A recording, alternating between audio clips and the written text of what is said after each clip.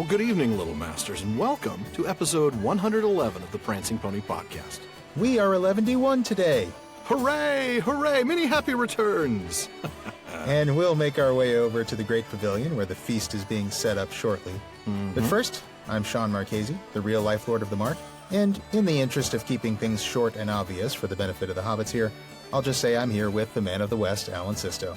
Well, that's hobbits for you. Short and obvious. But that's okay. Folks, we have got a lot of fun headed your way today. As promised, we are bringing to you an episode of Special Magnificence. We're celebrating 11 episodes of the Prancing Pony Podcast by replaying your favorite moments from our first 110 episodes. That's right. We asked you, our listeners, to recall your favorite moments. The funny, the smart, the occasionally serious, and of course the very, very silly. And to send those to us for inclusion in this episode. And the response was overwhelming. It really was. And we got nearly 100 submissions for clips to include in this episode, which I think that would have made it like a 5-hour episode. But something like that, yeah. And there were a few classics that were submitted multiple times. And of course, we couldn't include all of them. And we were sorry about that, but there were just too many. And some of them were honestly a little bit too long to include comfortably. I think there were a few folks whose favorite moments were entire episodes, and that just, just wouldn't fly. There were a couple of those in the mix, and thank you, but yeah. Yeah. But we have chosen the best of the best, and we do want to thank every single one of you for your submissions. And even if your favorite moment wasn't picked, well, don't worry. There is plenty of good stuff in this episode. Some of our best stuff. And maybe some of our worst. You think? Yeah. No, let's not get ahead of ourselves. Now, before we begin, I suppose we should make one thing very clear. Spoilers are ahead. Gee, you think? I mean, for those of you who've only found us more recently, not only does this episode give you some spoilers for our jokes and references and things like that, it also kind of gives away bits of the story. I mean, there's a whole section in here called death scenes, okay? I mean, that's so fairly obvious, I guess. Just be aware that there's definitely spoilers. But and one more thing, as we go through the clips, we're going to be stopping to add a little director's commentary before and after really each clip. A chance for us to look back on these great moments from PPP history. Yeah, because even when we do a clip show, we can't keep our mouths shut, can we? So why don't we go ahead and get this party underway? Fair enough. We'll start, well, at the very beginning. Oh, because no. No, I can't let this happen. I know, it's going to be rough. But as listener Paul R. from Ontario, Canada has observed, the beginning is a very good place to start. He's nominated our first ever opening. This is a little painful, folks.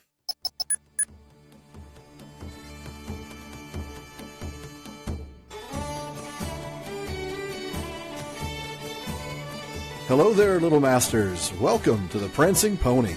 Now, the podcast, not the inn, but the good stuff still comes in pints, I assure you.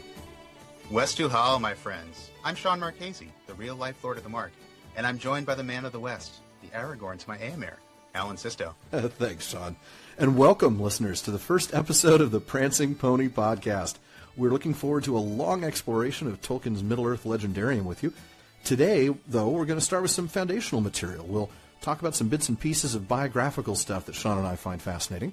Yeah, I think that's going to be a lot of fun. We're going to dive into the pool with an in-depth discussion of On Fairy Stories, Tolkien's seminal essay, very influential essay on the characteristics and purpose of fantasy literature. This is actually going to lead us nicely into a look at Mythopoeia, which is a short poem Tolkien wrote in 1931 as a response to his very good friend C.S. Lewis, another fantasy author, who had said that myths were lies and therefore worthless, even though breathed through silver. Can't wait to get to that one. Wow. Just wow. Let me just start by saying this, folks. There are those who don't like the fact that Shawn and I usually agree with each other.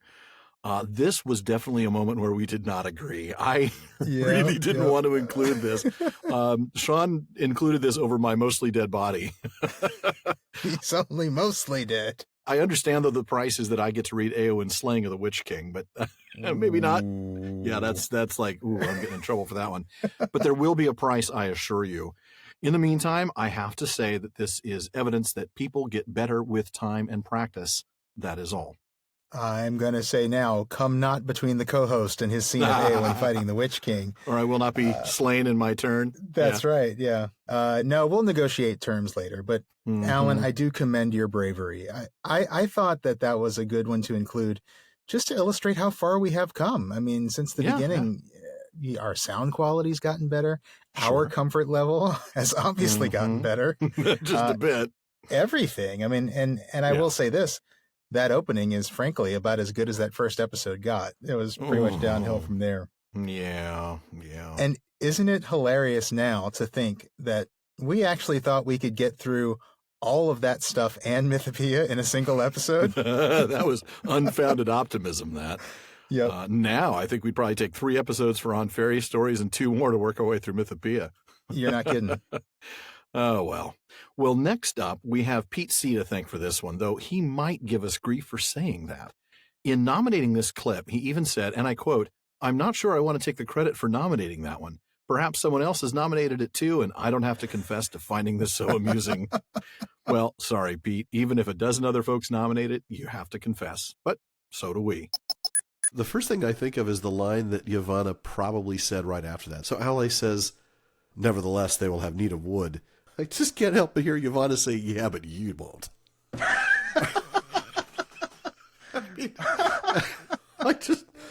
Allie's making a couch, but it's going to be the hardest couch ever because it's going to be made out of rock. Because he's going to have no plant matter to fill it with. No, and he is sleeping on the couch again tonight. No doubt about totally that. Sleeping on the couch. I think we were looking at a couple other titles, weren't we? Though Woodcutter's Local 304. That was a good one. Yeah. Or I still like Marriage on the Rocks. That's Ooh, good. wait, Sticks and Stones.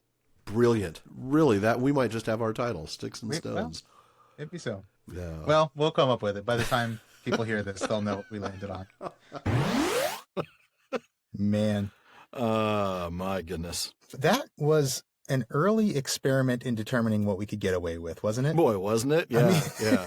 Back in episode 9, I think we probably had a higher threshold for off-color jokes just because, nobody no one was listening. Right, exactly. I mean, we hope the 3 of you aren't offended. Right. If we did that today, it might have ended up as an outtake, which is actually kind of a shame. Because yeah, it would be. It was pretty funny. It is funny, and it's off color, but it's not. No, it's not that bad. It's only but PG, dude, really. Yeah, it really is. But you were really congested. I'm realizing I that was. now. I was, which is probably why I should just confess I might have been under the influence of cold medicine when I came up with that line. I mean, you can plainly hear I was not well, but apparently I was clear-headed enough to push the limits of both decency and good taste. Well, that's why we keep listening. There you go. For those moments. Yep. All right. Well, moving on. Rhonda G appreciated a rather long passage from the appendices that I read back in episode 6 about Aragorn and Arwen's deaths and observing that their end is simultaneously hopeful and sorrowful. So let's hear this one. I speak no comfort to you, for there is no comfort for such pain within the circles of the world. The uttermost choice is before you. To repent and go to the havens and bear away into the west the memory of our days together, that shall there be evergreen, but never more than a memory, or else to abide the doom of men. Nay, dear Lord, she said, that choice is long over. There is now no ship that would bear me hence, and I must indeed abide the doom of men, whether I will or I nill, the loss and the silence. But I say to you, King of the Númenóreans, not till now have I understood the tale of your people and their fall. As wicked fools I scorned them, but I pity them at last. For if this is indeed, as the Eldar say, the gift of the one to men, it is bitter to receive. So it is a heart-wrenching ending, isn't it? It is because it's partly I think the she has bought a future for man, a new day for the people of Arnor and Gondor, for her people. Yeah. Specifically the language that Tolkien uses. She is truly one of us at this point. Yeah.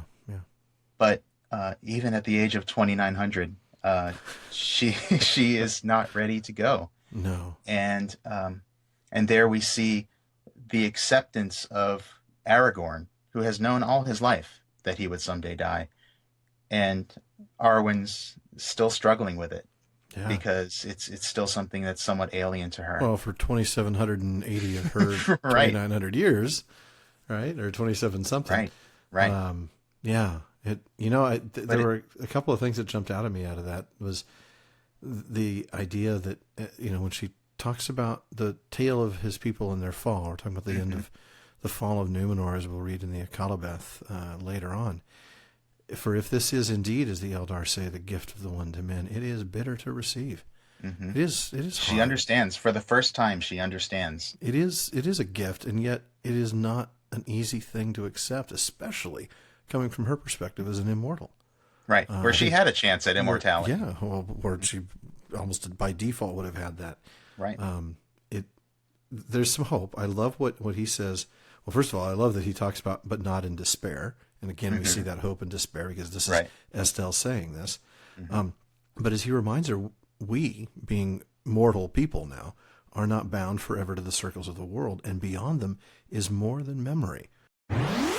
Well, it's fascinating to see that even early on, we'd really attached ourselves to that theme of hope. Yeah, yeah. And I have to say, this might have been the first real attempt, to talk about the difference in the nature of elves and men. I mean, this was episode 6. We were really just getting started.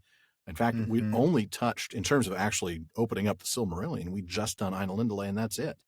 So this was definitely the first chance to really talk about that difference in the nature of elves and men, specifically in terms of serial longevity and mortality. Yeah, that's right. We hadn't even tackled the gift of men yet. That was not till episode 10.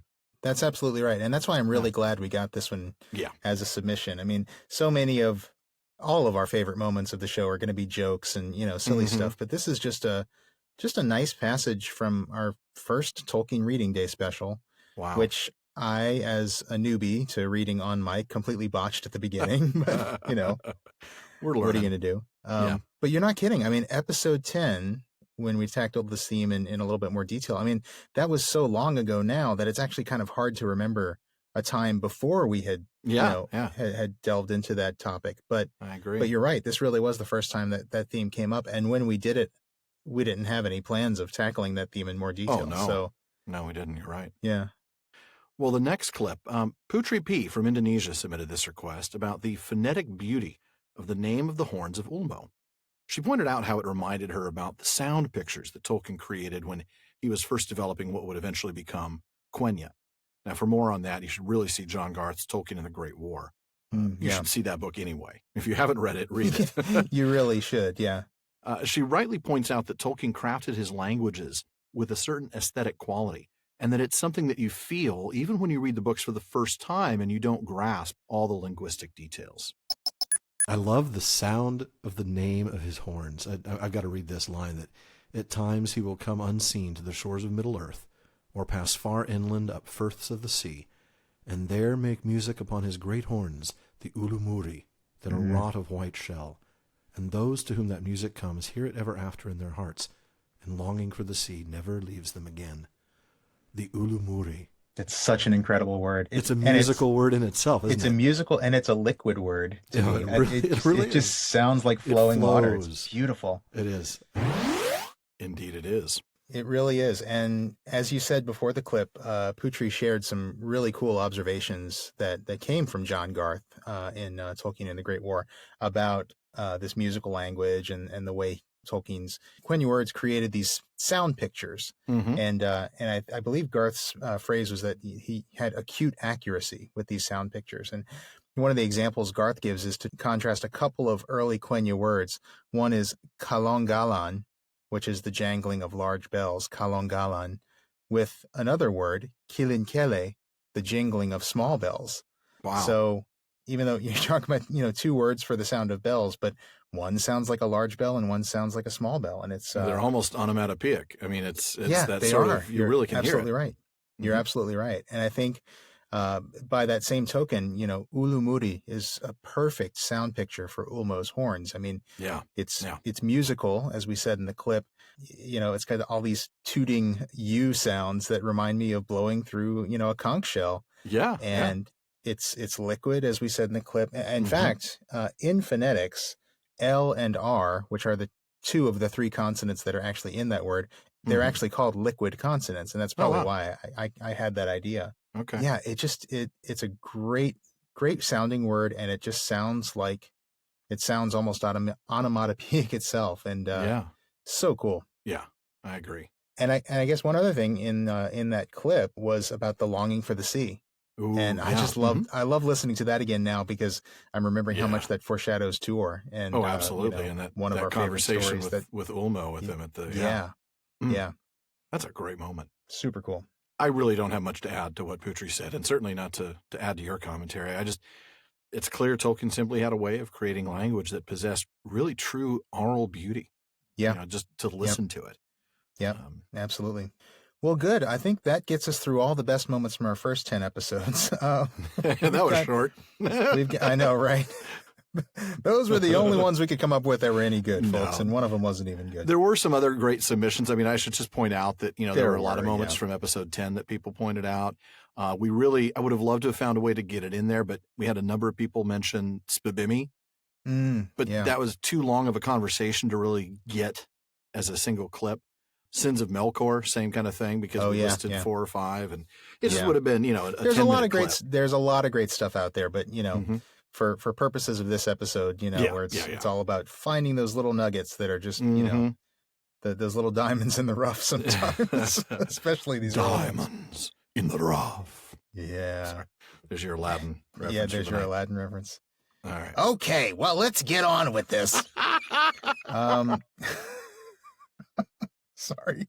Get Iago out of here. Very well, Iago.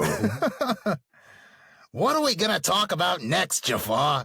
My wife won't let me do my Gilbert Gottfried impression in the house anymore, so... I've got a couple of those impressions that my wife won't let me do either. But there's nothing quite like lying there in bed and then doing like Mr. Burns impression at night. Excellent. Exactly. Release the hounds. Oh man. No, it does not fly. No, it does not. Goodness. I could see it would not. Well, anyway, lots more fun stuff from the first season. And next we're going to go to one of our early classic digressions, I think. And this one was sent to us from a longtime friend of the show, Allison M. in Massachusetts. And thus at the last, as two divided hosts, the Noldor set forth upon their bitter road. Feanor and his following were in the van, but the greater host came behind under Fingolfin. Before you go on, I want to make sure people understand the van. That's the front, the Vanguard. The front, it's not. like the Vanguard, they weren't like in the Chevy Astro at the front. Oh, that's a good. That's awesome. They're all piling in the van. Feanor and his guys have the. It's a van conversion, dude. It's It's got the tall roof. It's got air conditioning, satellite, the whole 9 yards. Wow. That still cracks me up.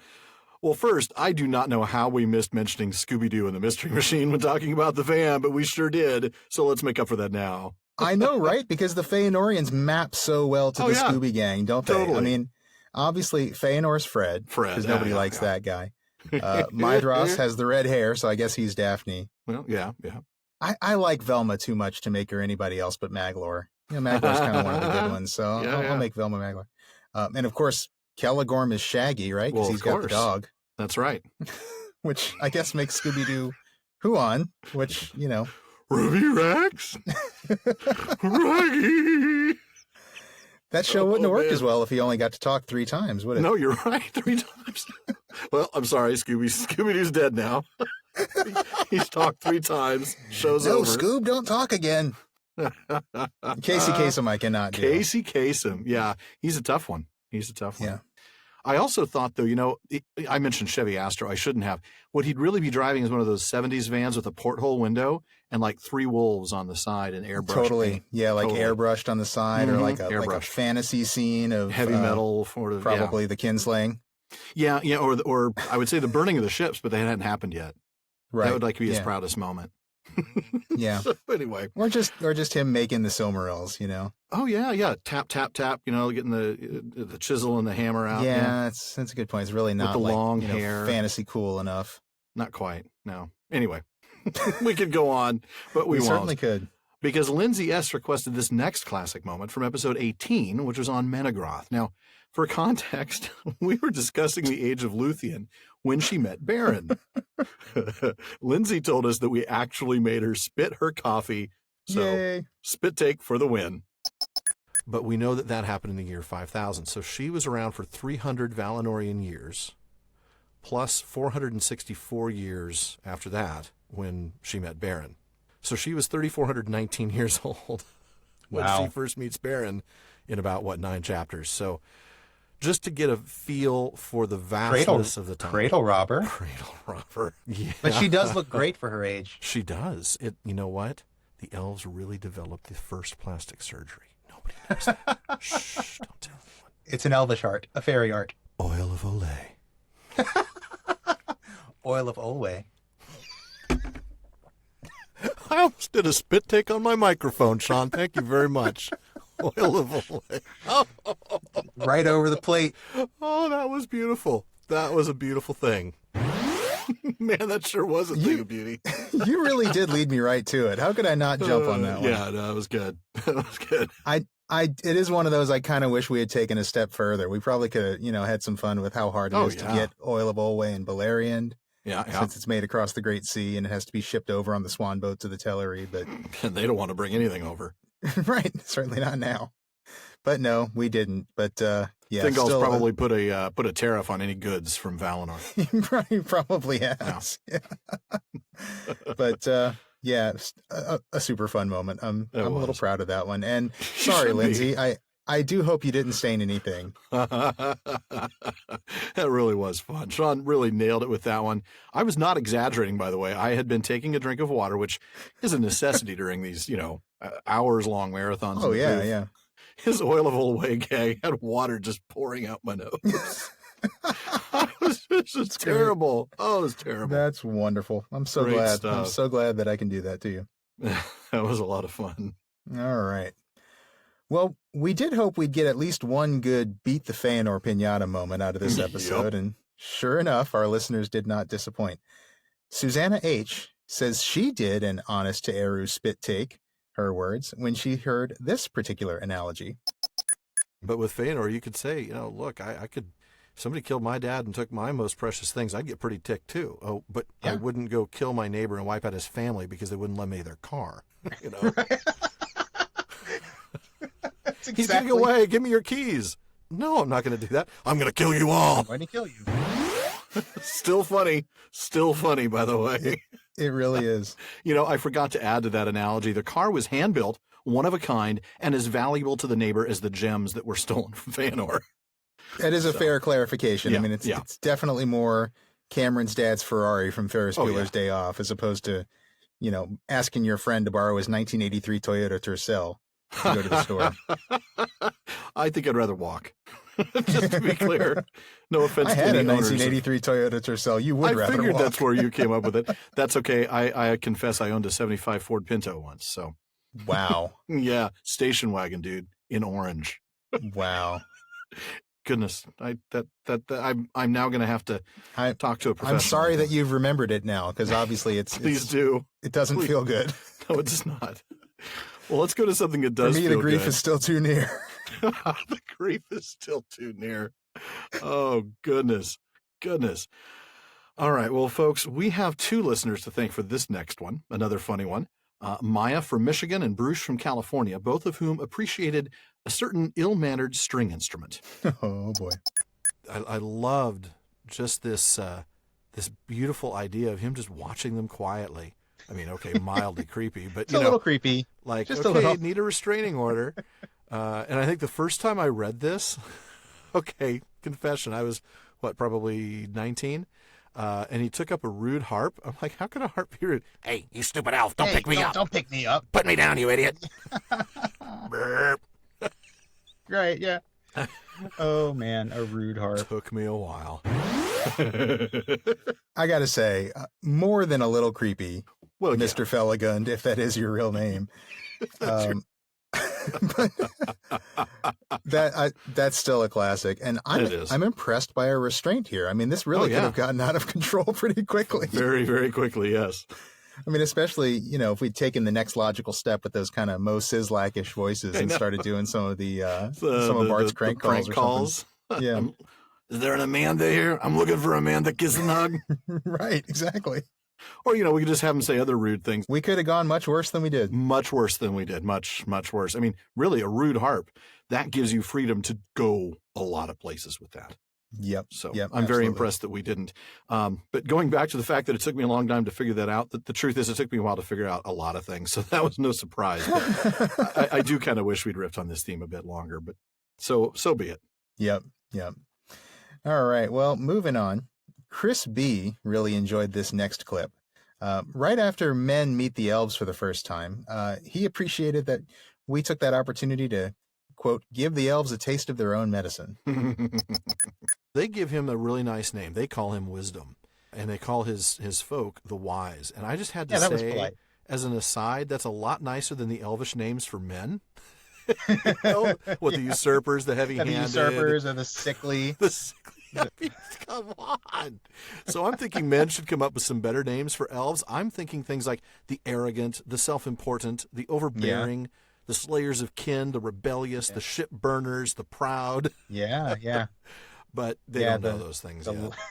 The light imprisoners. The light imprisoners. Yeah, they really don't know that one yet. Oh, yeah. I don't know. The thralls. Feanor would love that one. The Thralls. Man. The Vala Thrala. Okay, we're done. I'm sorry. Ladies and gentlemen, sorry. Our episode is over. We'll come back to you in 2 weeks when we can finish this chapter. And we never came back. No, boy, when we had 2 weeks between episodes. Remember those days? Boy, I know.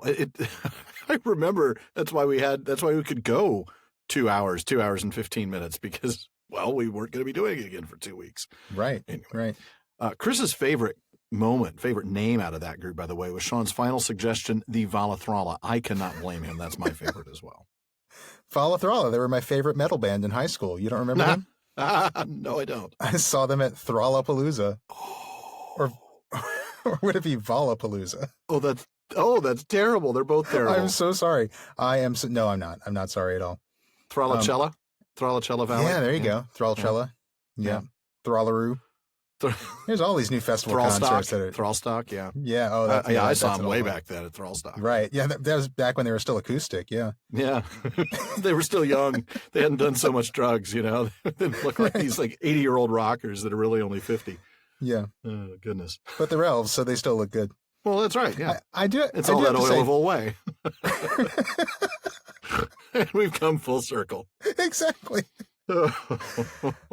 Oh, man. Oh, well, goodness. Now that we have thoroughly insulted and mocked the firstborn children of Iluvatar. Yeah, that is a problem.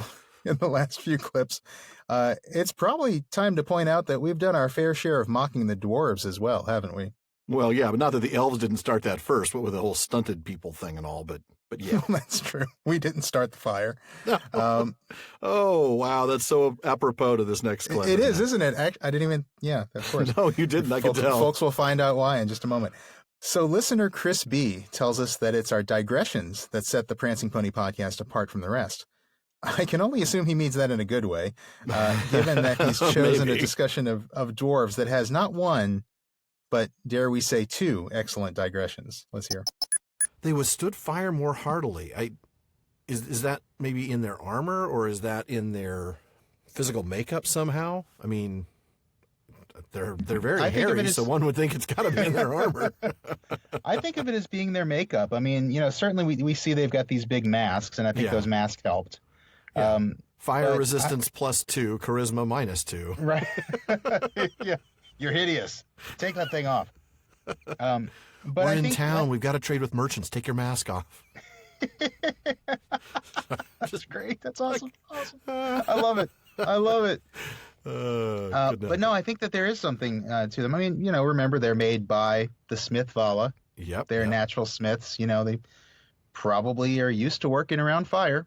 That's true. So, yeah. Maybe there's something to that. I think there's something in their nature. Yeah, thick skin. Yeah.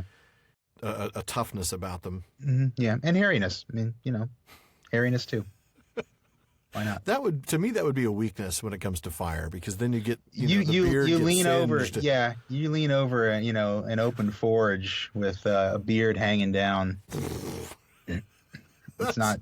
I lost my eyebrows again tonight. Dang it. That's the third time this year. Well, honey, I told you to shave. I told you the same. Well done. Well done. I'm still laughing. Amazing. That's amazing. Every once in a while I hit one out of the park. That one. Yeah, that was great. I can't claim to know how I managed to sneak in both a D&D reference to low charisma and a reference to bearded dwarven women in the same digression, but, guilty as charged. That was truly, truly well done. Oh, I just don't even have anything to say about it because it's just brilliant. Well, you kind of set me up, too. And you're like, well, and the hair. No, Yeah. Really? Really, the hair? Oh, goodness. Fun stuff. Yep. Well, speaking of fun stuff, Patrick H. from Germany suggested this one, and he included a humorous bit of his own poetry. He says, What would be wrong about a dwarf in a thong joining the throng before long? Or if I would prefer Owen and Glowin, goin' mowin', or Oin kicking Gloin in the groin. He apparently thought we sounded a little bit like Dr. Seuss. And he's back in his, polite response mode, and is able to remember his manners. Mm-hmm. But I think throng Throng really, was a little that would much. throw me off, man. That's a little much. That was a little. It's like, yeah, and I don't like the sound of that. I don't really like the sound of that. It could have been worse. He could have misinterpreted and thought he said thong, which could be even worse. Dwarves in thongs, but this is throng. And that was wrong. No, that was wrong, and this part of the conversation has gone on too long. Yeah. Man, yeah. Well, all I could think of as I'm listening to that is you saying that Patrick must have thought we sounded a little bit like Dr. Seuss, and I'm just thinking, I do not like these dwarves in throngs. I would not like these dwarves in thongs. I do not like this dwarf thong song. I think this song has gone all wrong. That's awesome. That is great. Oh, man. Well, you know what, though? It may be great, but this clip and your commentary right there, those are just two examples of the saying, just because you can doesn't mean you should. Fair enough. I have to say that also applies to Patrick's nomination of the moment as much as it does to the moment itself. Yes, it does, but we're glad he did. Yes, we are. Well, moving on to something How do you little bit more segue to somber. this? Right. How do you segue? How We're do going to you go segue to something the exact opposite of dwarven underwear, I think. Right. Would be a few memorable death scenes. We've had that quite would work. a few. That would be different. Yeah, it's quite different. And we will start with the death of Huon. Now, I have to admit that this next clip might not have made the cut if it weren't for a wonderful piece of alliterative verse sent in by Robert M. of California. He'd nominated 3 additional moments. Which ones they are will become very clear in just a moment. But those had already been selected by other listeners. The 4th one of his, though, was unique, and so it gave us a chance to include the following. Shawn, would you do the honors? Well, I've already read poetry once tonight. Might as well do it again. There you go. 4 fast months, 'tis all it's took. Sisto and Shawn, my first podcast.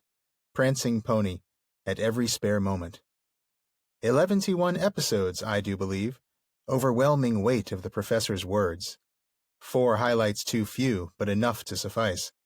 Oh, Beleg most brave, forever my most favored hero. One change I'd cherish, to take Turin's sword. What hound is this here, Huon most noble?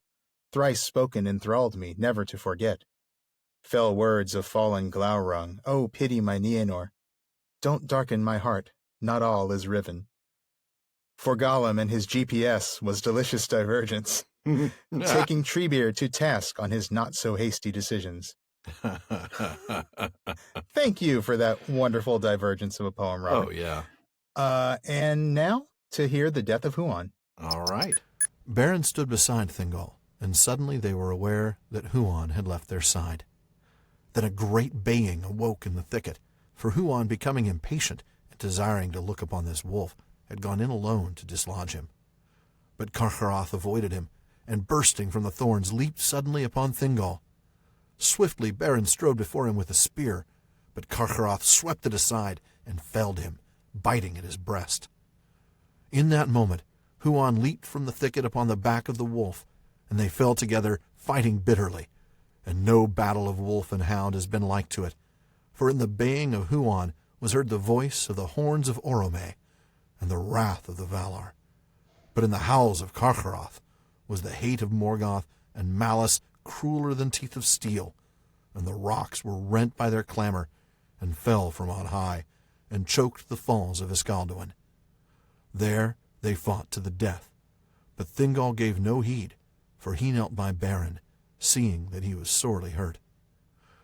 Huon in that hour slew Carcharoth, but there in the woven woods of Doriath his own doom long spoken was fulfilled, and he was wounded mortally, and the venom of Morgoth entered into him.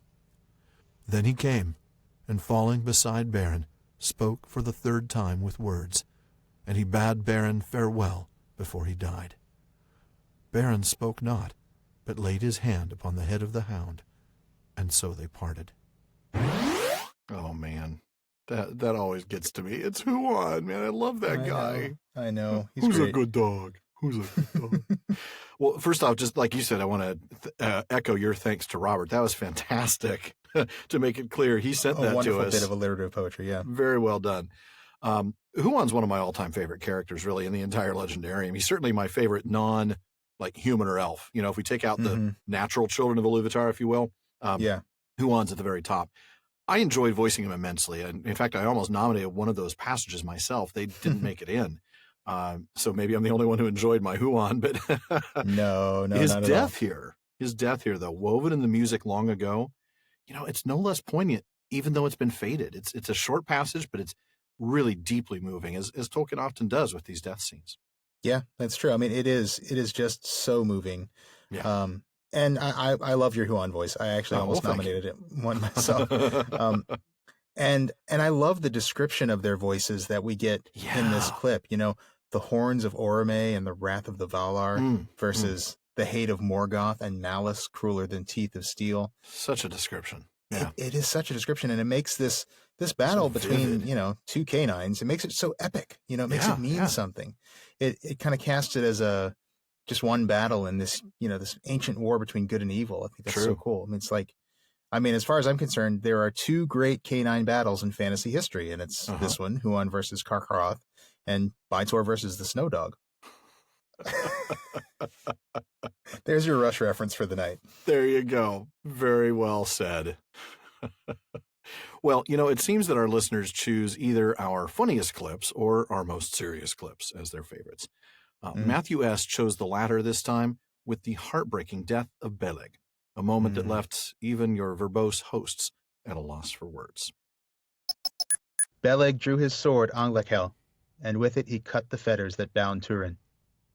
But fate was that day more strong, for the blade slipped as he cut the shackles, and Turin's foot was pricked.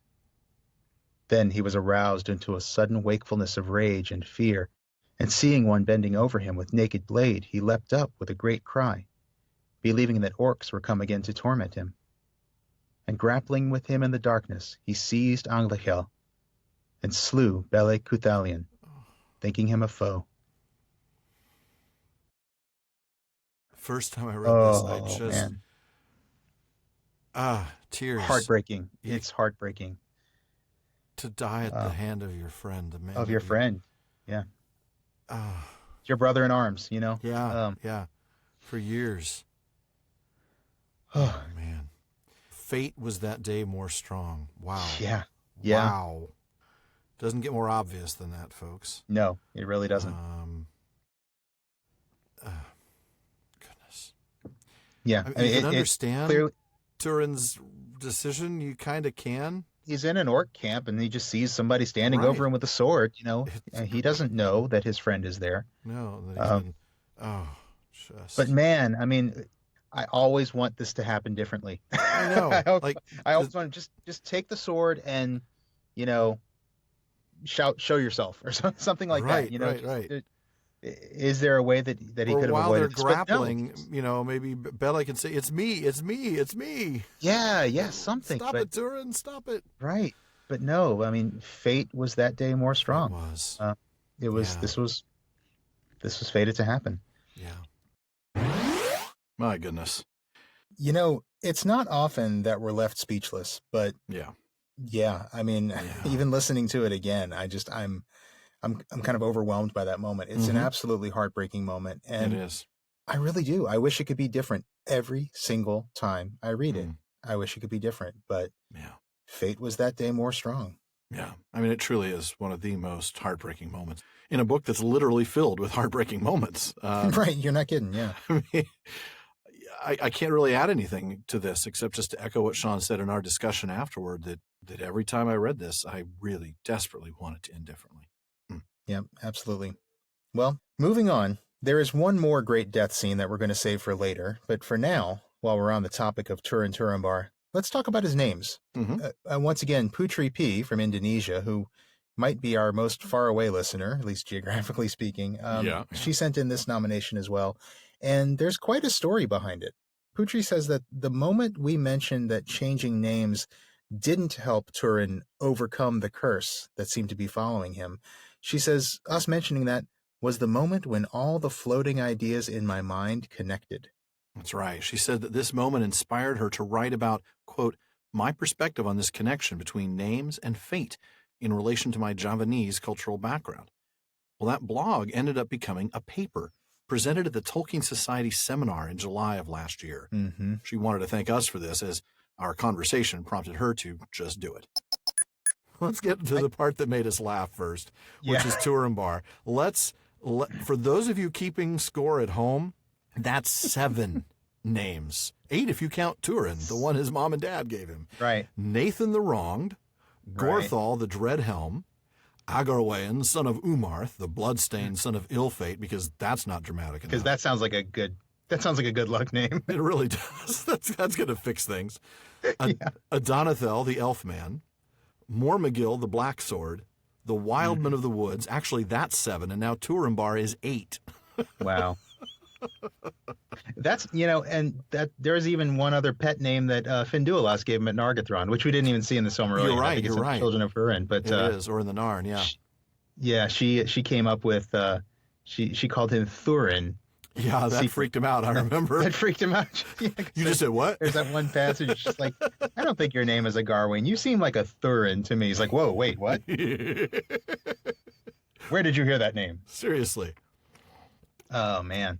But he just keeps changing his name as though that's going to fix his name as though that's going to fix things. He should have listened to Gwyndor. Right. Gwyndor told him a long time ago, changing your name is not going to solve your problems. No, changing your actions, changing your choices.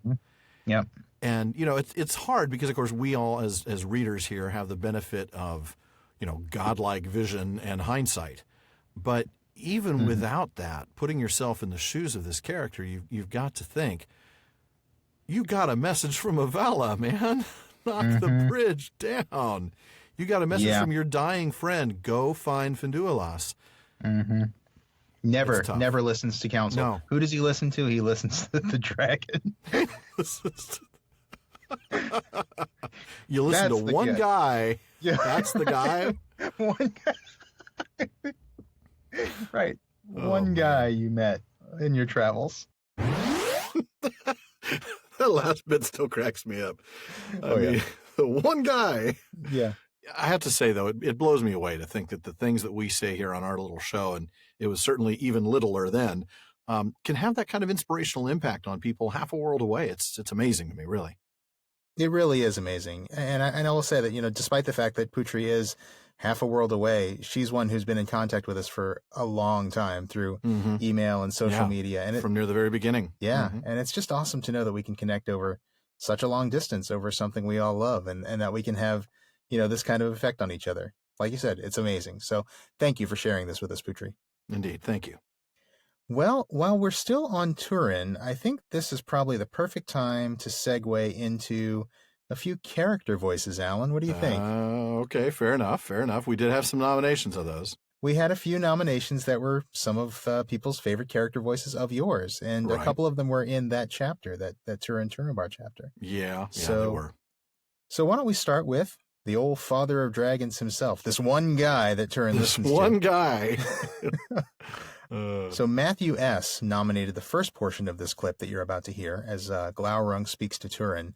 And that's from episode 38, which was the second part of our I can't even believe I'm saying this, our I know. 7-hour Turin Turambar trilogy. Man, that was epic. The next part of the clip was actually nominated by several other folks, including Olaf S. and Robert M. Including but not limited to. Yeah, including but not limited to. There were others as well. Yeah.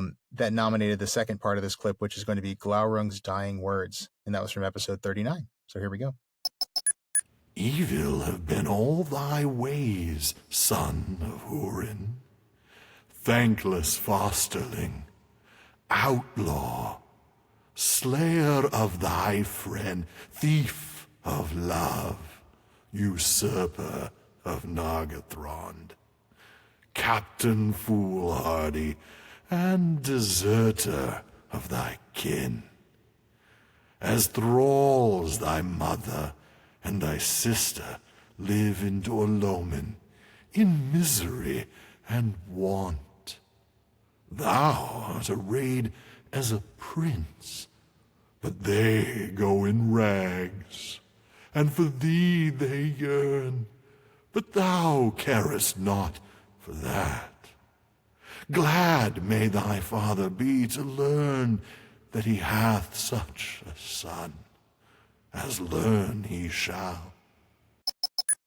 Thereat Glaurung stirred for the last time ere he died, and he spoke with his last breath, saying, Hail, Nienor, daughter of Hurin, we meet again ere the end. I give thee joy that thou hast found thy brother at last. And now thou shalt know him, a stabber in the dark, treacherous to foes, faithless to friends, and a curse unto his kin, Turin, son of Hurin. But the worst of all his deeds thou shalt feel in thyself. Then Glaurung died, and the veil of his malice was taken from her, and she remembered all the days of her life. Wow. Wow. What a passage. Alan, brilliant stuff. I mean, Well, thank you, sir. I know you've been very humble about this. I know you say you've used some audio effects on that voice and everything. I don't have reverb naturally built into my, I know. my voice. But it's not the technical stuff. I mean, it's your delivery that was just so great. And I will admit that I have tried to copy this voice, not very successfully when I do Smaug, when I read The Hobbit to my kids. Not exactly because, Smaug just isn't quite that evil. That's true. Yeah. Evil as he is, he's not Glaurung. No. He's not Glaurung evil. And man, that voice just drips with evil. And It does, doesn't it? It's had an effect on me. You should know. Oh, well, thank you. It's influenced me. And man, I didn't say this then, but just that ending, that, the worst of all his deeds thou shalt feel in thyself. It's like, it just gives me chills every time. It's so cold. It's so evil. It really is. It's so ew, it's just, it just is. It's ew. You're right. I don't want to take too much credit because once again, it's not just the fact that I was able to use a little bit of effect to help make the voice. It was that Tolkien's words are the dialogue he writes for Glaurung is so wonderfully evil. It is. Yeah. It was relatively straightforward really for me to kind of envision or come up with. I guess it's not really envision, whatever in here in audio. I don't know what that, to imagine this voice, this slithery, twisted sort of voice, this mocking, biting, just dripping with insincerity, for this really evil father of dragons. Now, actually executing that voice is another story, but like I said, I am helped by a little bit of production magic. But it was a lot of fun. I really, really enjoyed these characters have such, the way they speak makes the delivery a little easier to come up with, really. They each have a distinctive speech pattern. They really do. A distinctive register and a distinctive diction. And Tolkien's dragons kind of, even though Smaug is not as evil as Glaurung is, he's got that same sarcasm though. He's got that same he does. Sort of smarminess to him, and that that way of just sort of piling on descriptors of himself. I'm thinking of the the description where he's describing like his armor and his teeth and like all that stuff. tenfold shields. And we found that really cool biblical passage that it was Job, right? That it was similar to. Yeah, right. Yeah. Boy, that was fun. And you get some of that with Glaurung too. He just piles on these insults to Turin, he piles on. And yet all of them have a grain of truth, don't they? Yes, every single one has a grain of truth. They all have a context that makes the name a lot worse. I mean, in other words, if you knew the context, you'd understand.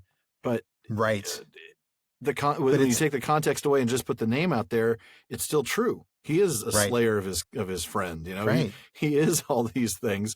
Right. But you keep wanting to say, he didn't mean to do any of those things. He didn't, he didn't mean to do most of them. But But he did, and that's the truth. The best lies have a grain of truth. And, absolutely.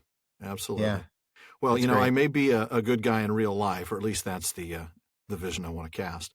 But I really did enjoy voicing this villain. A lot of fun. I will say I have a theory that the best actors of villains are some of the best people in the world, and it just based on a few things that I've seen, in the media and stuff. There's just a lot of.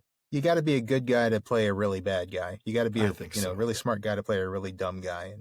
And yeah, that's true too. You did a great job with this horrible, horrible villain. Well, thank you, sir. Much obliged. Yeah, we've got more, so that we're gonna keep. You got to keep dialing back these kind compliments, though. So. No, well, that's all right. I won't praise you anymore. This next one is another one from Matt S. And again, he wasn't the only person to nominate this one, just the first. So that's why he gets the hat tip.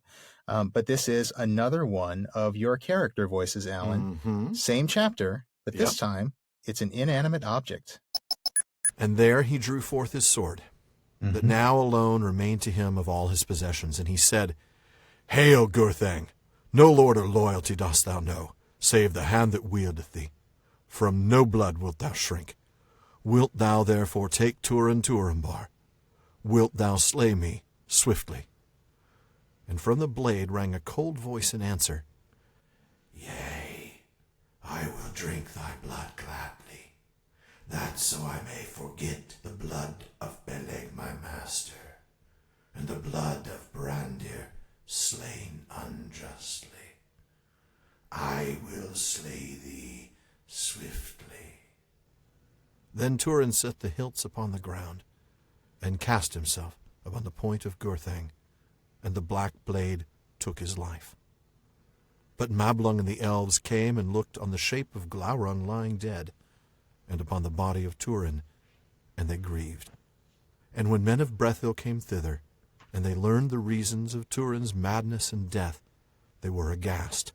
And Mablung said bitterly, I also have been meshed in the doom of the children of Hurin, and thus with my tidings have slain one that I loved.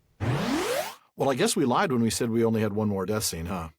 I mean, we kind of forgot about this one. I thought about that when we were listening to it. I was like, oops, there's another death. Yeah. I have to say, I was thinking about using this same voice for all inanimate objects, the ring, the troll's purse, but no, I'll just use it for the sword infused with the spirit of its elven smith. The troll's purse. I could almost support that because this voice is just too awesome to limit it to the one appearance that it's going to have on the show. But it is so perfect for the sword. I can't. I don't know. It's kind of a toss up whether I like this one more than Glaurung. I don't know. I probably do like Glaurung more, but this one is really good. More acting room, right? I mean, the voice of Gurthang and great words like we were talking about. Right. But no, I really don't think I could support this voice for the troll's purse. I'm just imagining like, yeah, who are you? No, that probably wouldn't fly. No, not really. I can't imagine the troll is using something that sounds like that. It's not quite the right tone for that chapter of The Hobbit. No, or even for The Hobbit as a whole. As a whole. We've talked about how interesting would it be to rewrite The Hobbit with the tone of the Silmarillion, all dark and epic, and yeah. How many dwarves would be dead before they even got to like Mirkwood? And to think of any chapter being as brutal as the Turin Turambar chapter. Oh no, that is such a tough chapter. Goodness. No. Well, what's up next? Well, we have a couple more voices that we need to talk about. Listener Vera S. from Dortmund, Germany requested this next one. She said that Alan's Treebeard has been her favorite character voice on the show so far. Oh. And no, folks, I am not hurt by all this praise for Alan's voices, not one bit. Time was when I could walk and sing all day and hear no more than the echo of my own voice in the hollow hills. The woods were like the woods of Lothlorien, only thicker, stronger, younger. And the smell of the air. I used to spend a week just breathing. Man, that was fun. Well, thanks, Vera. I have to say, I really have had a great deal of fun and some big challenges, too, in tackling these characters over the past 3 seasons. More in the Silmarillion. I mean, it's not the same doing dwarves or hobbits. It's just not as much as doing dragons, giant walking trees, talking dogs, and talking swords. Yeah, the crazy fantasy stuff exactly. is a lot of fun, yeah. It really is, because, I mean, I'm the first to admit I'm not great at accents, and in fact, frankly, the only thing I can hope for is that I'm just consistently mediocre. But I really enjoy these non-human You're being characters. too humble, but I know what you mean. I just want it to sound the same. I want my Pippin in episode, 96 to sound the same as he sounds at the end of the show. So, man, I wish my Gandalf could sound the same at the beginning of the show to the way he sounds at the beginning from within the same show. episode. You're right. Gandalf's tough on the throat there, no doubt. He is, but these non-human characters, they're so much fun to do. Yeah, they are. I agree, and I really love the way you do them all. I actually would have picked many of your voices as clips myself if our listeners hadn't. But well, thank you. Another of my favorites is coming up right now. Well, there you go. We have both Lisa L. from Ontario, Canada, and Matthew S. from Michigan to thank for this next pair of clips. Now, these come from episode 16 and the terrible, horrible, no good, very bad first date of Morgoth and Ungoliant. Well, so we're gonna step aside from the Noldor. We're gonna step aside from over dramatic Fëanor here, and we're gonna go take a look at this first date of Morgoth and Ungoliant. I don't think it's going very well anymore. I'm sure Morgoth has said to her, "It's not you, it's me." But Shawn, I'm gonna have you tell us a little bit of the geography. There's a little beginning passage that talks about that. Sorry. He's walking her home and just the date's just not going well. Not going well. Am I going to I don't have to kiss her, do I? Did we really eat trees? What was that? What was that all about? Man, that was weird. I took her to the restaurant and she ordered trees. She ordered trees. She ordered light. What was up with that? I don't know. Oh man, we're too silly. And Ungoliant perceived his hope and knew that here he would seek to escape from her. And she stayed him, demanding that he fulfill his promise. "Blackheart," she said, "I have done thy bidding, but I hunger still." "What wouldst thou have more?" said Morgoth. "Dost thou desire all the world for thy belly? I did not vow to give thee that. I am its lord." "Not so much," said Ungoliant. "But thou hast a great treasure from Formenos. I will have all that. Yea, with both hands thou shalt give it." Then perforce Morgoth surrendered to her the gems that he bore with him, one by one and grudgingly, and she devoured them, and their beauty perished from the world. Huger and darker yet grew Ungoliant, but her lust was unsated. "With one hand thou givest," she said, "with the left only. Open thy right hand." In his right hand, Morgoth held close the Silmarils, and though they were locked in a crystal casket, they had begun to burn him, and his hand was clenched in pain, but he would not open it. "Nay," he said, "thou hast had thy due, for with my power that I put into thee thy work was accomplished. I need thee no more. These things thou shalt not have nor see. I name them unto myself forever." Which he's done before. Didn't he name Arda to himself forever? Yeah, everything he sees that he wants, he names it unto himself forever. I love that. He doesn't have a wish list. He just has a name unto myself forever. I name these things unto myself forever. I name this unto myself. I name this unto myself. Unto myself. Wow. First of all, can I just ask that you please do the Ungoliant voice again sometime. Not right now. When you're least expecting it. When just like do an intro in it or an outro in it. Welcome to the Prancing Pony. Very well done. Very, very, very nicely done. I love that. That was cool. That was a fun one to do, no doubt. Well, it was a fun one to do. It was really the first time I'd done any of those seriously out there voices. And in fact, you can probably tell there are no production effects. I didn't go in and post and try to, make it enhanced in any way. So it was really just raw me, and it was a lot of fun, but boy, it was hard. It was 100% Sisto, wasn't it? 100% Sisto, authentic Sisto. But it really led to some fun for the rest of the season as I got to tackle those other, great characters that we've heard that have made the cut today. Now, I have to admit, I don't think I ever lived up to Shawn's request to break out the Ungoliant voice for an intro yet. There's but still time. There is still time, several seasons. But I did do that rather entertaining Ungoliant Treebeard mashup with the Swamp Castle scene from Holy Grail. Yes. Now that, if you have not heard it, folks, that is on our outtakes page. And seriously, if you're listening to this episode but have not checked out our outtakes, you are making a terrible mistake. You've got to check that out. But that one in particular was a lot of fun. That one in particular is definitely worth listening to. There's a lot of good stuff on the outtakes page, but that's a classic. And I would almost say I could listen to your Ungoliant voice all day, but I think it's actually too creepy. I don't think I would want to do that. But it is great, and I wish you would do it more. Maybe when Shelob shows up. I mean, I know that she doesn't talk, but it'll give us a chance to talk about Ungoliant. So that's true, and we can do some Ungoliant voices then. Back to the clip. I think this was also the first time, though definitely not the last, that we used the "I named this unto myself, I named that unto myself" that gag about Morgoth. Yeah. Because I guess that's who Morgoth is. He's just kind of a one-hit wonder. He just kind of plays the same song over and over again. Well, and Idle he plays the same note over and over again. That's right. He just plays it really, really loud. Right. Well, speaking of Morgoth, this next one was sent in by Matthew S. initially, but thanks to listener Jeff LaSala and his Silmarillion primer, which if we haven't recommended it enough by now, we will recommend it again. Absolutely. You should definitely go check that out. But we knew that we had to get this next clip in, and more on that in just a moment.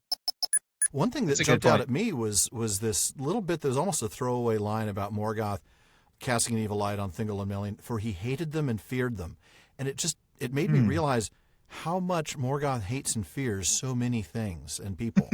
And how much they're tied together. They really are. But I'm going to do a real quick survey. This is like a real quick blow through of the Silmarillion. He hated Varda and feared her more than all others whom Eru made. He hated the sea, for he could not subdue it. He ever feared and hated men. He greatly hated and feared the writing of Orome. He most hated the Eldar because they were fair and joyful, and he saw in them the reason for his captivity. Let's see. He hated the new lights, the sun and the moon, and was for a while confounded by this unlooked-for stroke of the Valar. Wow. He feared and hated the House of Fingolfin because.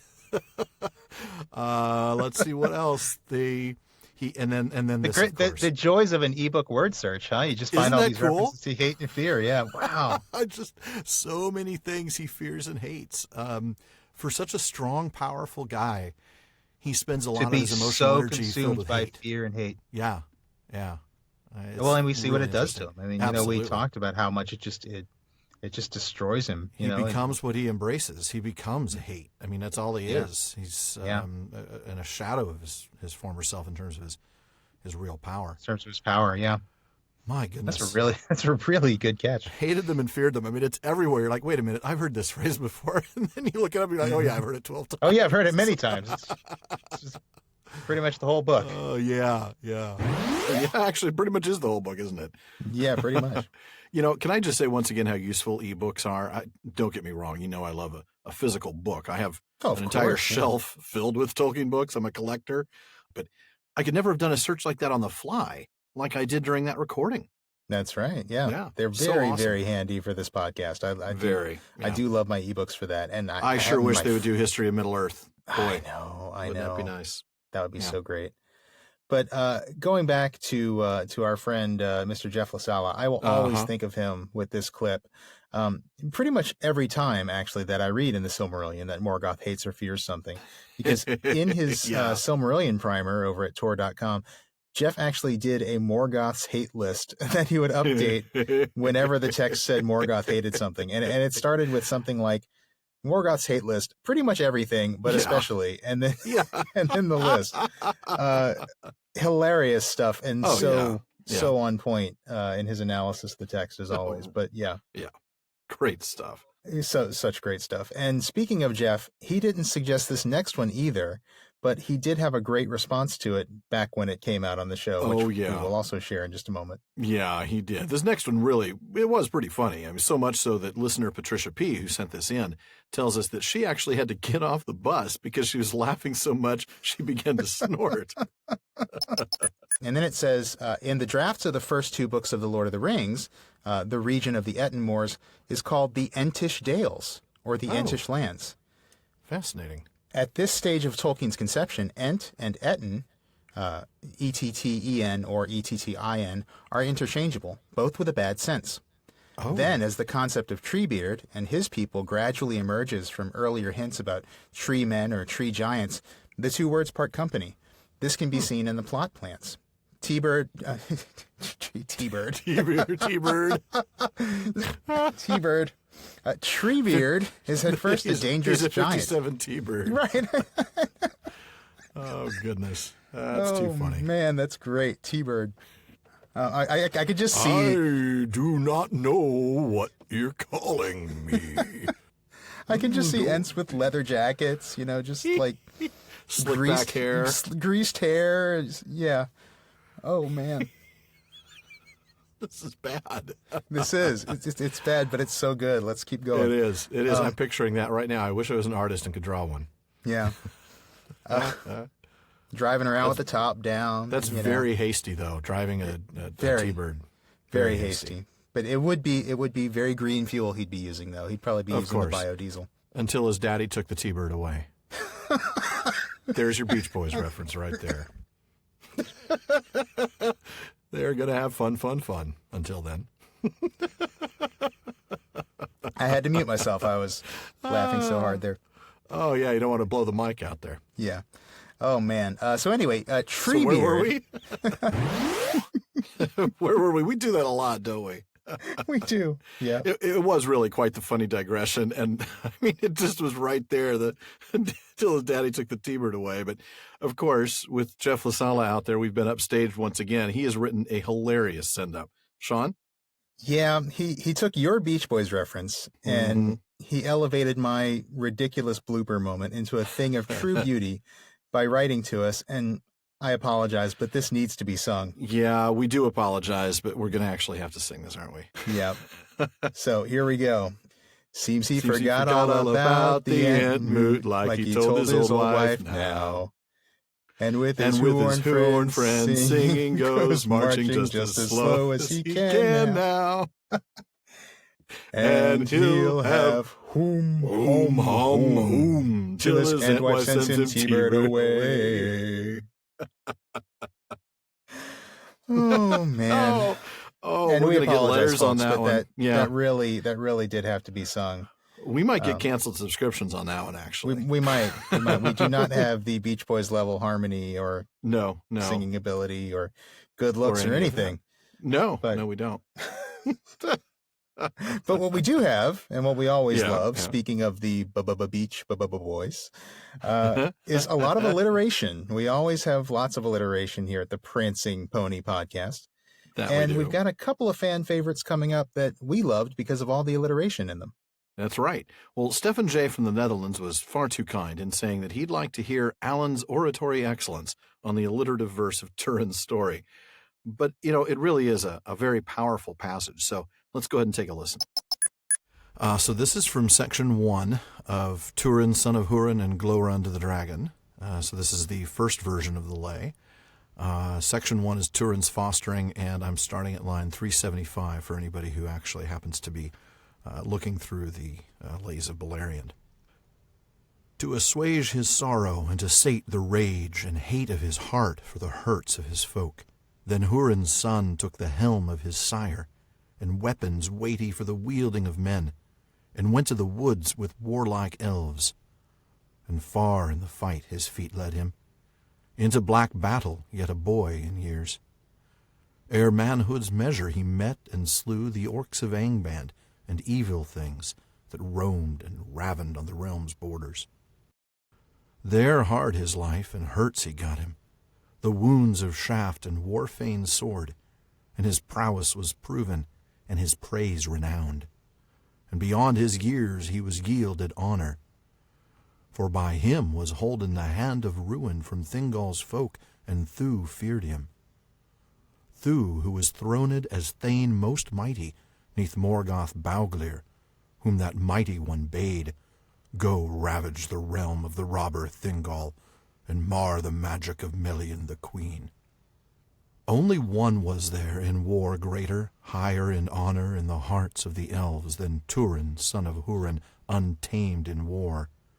Even the huntsman Beleg of the hidden people, the son of the wilderness who wist no sire, to bend whose bow of the black yew tree had none the might, unmatched in knowledge of the wood's secrets and the weary hills.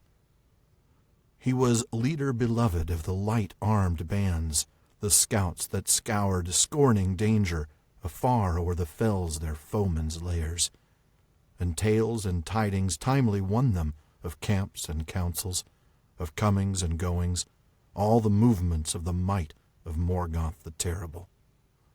Thus Turin, who trusted to targe and sword, who was fain of fighting with foes well seen, and the banded troops of his brave comrades, were snared seldom and smote unlooked for. Wow. That's a great passage. Pretty Forget great about stuff. who read it. Pretty great stuff. I think it was another wonderful reading, Alan. I'm kind of getting tired of saying that. But I can't blame you. Yeah. But was this our first alliterative poetry reading on the show?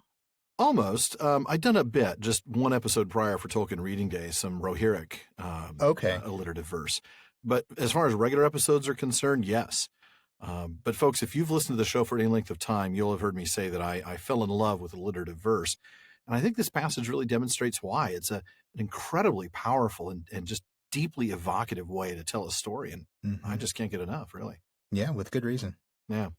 Well, next up, Mike G sent this one in. It's the dramatic moment when Thorin and his companions charged from Erebor, inspiring unity and revealing the power of redemption. Suddenly there was a great shout, and from the gate came a trumpet call. They had forgotten Thorin. Part of the wall, moved by levers, fell outward with a crash into the pool. Out leapt the king under the mountain, and his companions followed him. Hood and cloak were gone. They were in shining armor, and red light leapt from their eyes. In the gloom the great dwarf gleamed like gold in a dying fire. Rocks were hurled down from on high by the goblins above, but they held on, leapt down to the fall's foot, and rushed forward to battle. Wolf and rider fell or fled before them. Thorin wielded his axe with mighty strokes, and nothing seemed to harm him. "To me! To me! Elves and men, to me! Oh, my kinsfolk!" he cried, and his voice shook like a horn in the valley. Wow. Down, heedless of order, rushed all the dwarves of Dain to his help. Down, too, came many of the lakemen, for Bard could not restrain them. And out upon the other side came many of the spearmen of the elves. Can we just point out the incredible wow factor in that last line? I mean, Even it's the one spearmen thing, of the elves are coming to his aid, yeah. Spearmen of the elves Yeah. are hearing Thorin's cry and obeying. Mm-hmm. This is a huge moment. This is the single greatest moment of Yes. unity that we've seen in this book. Yes, and it is a wonderful moment, and Thorin is the center point of it. This is King Thorin really coming into his own right here. The dragon sickness is gone. Olsen has a great phrase that I really loved. This charge shows that his self-absorption has turned to self-sacrifice. This is a king ready to do the right thing. Amazing moment.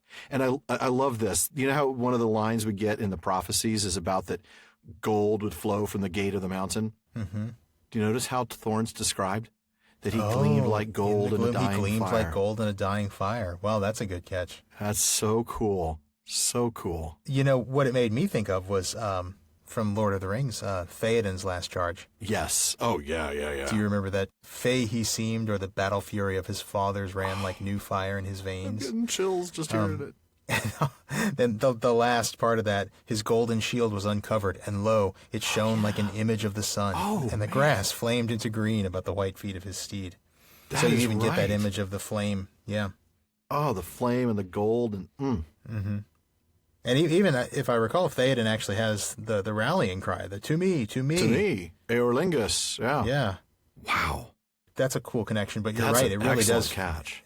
But it does fit that prophecy as well, the Yeah, gold about the flowing from the gold. gate. Yeah. Mm. You know, I don't think I even picked up on just how alliterative this passage is until I was listening to it again for this episode. I mean, you got the red light leapt, and the passage you pointed out, in the gloom, the great dwarf gleamed like gold. The fall's foot fell or fled. Some cool alliteration, and just such a great hero moment, and a moment of unity after all that discord that we've seen in the previous chapters of The Hobbit. Absolutely. And I have to add, because you've been saying it so often to me, I need to return the favor because it's true. That was a great reading that you did on that passage, Well, thank you. Shawn. So, Thank you.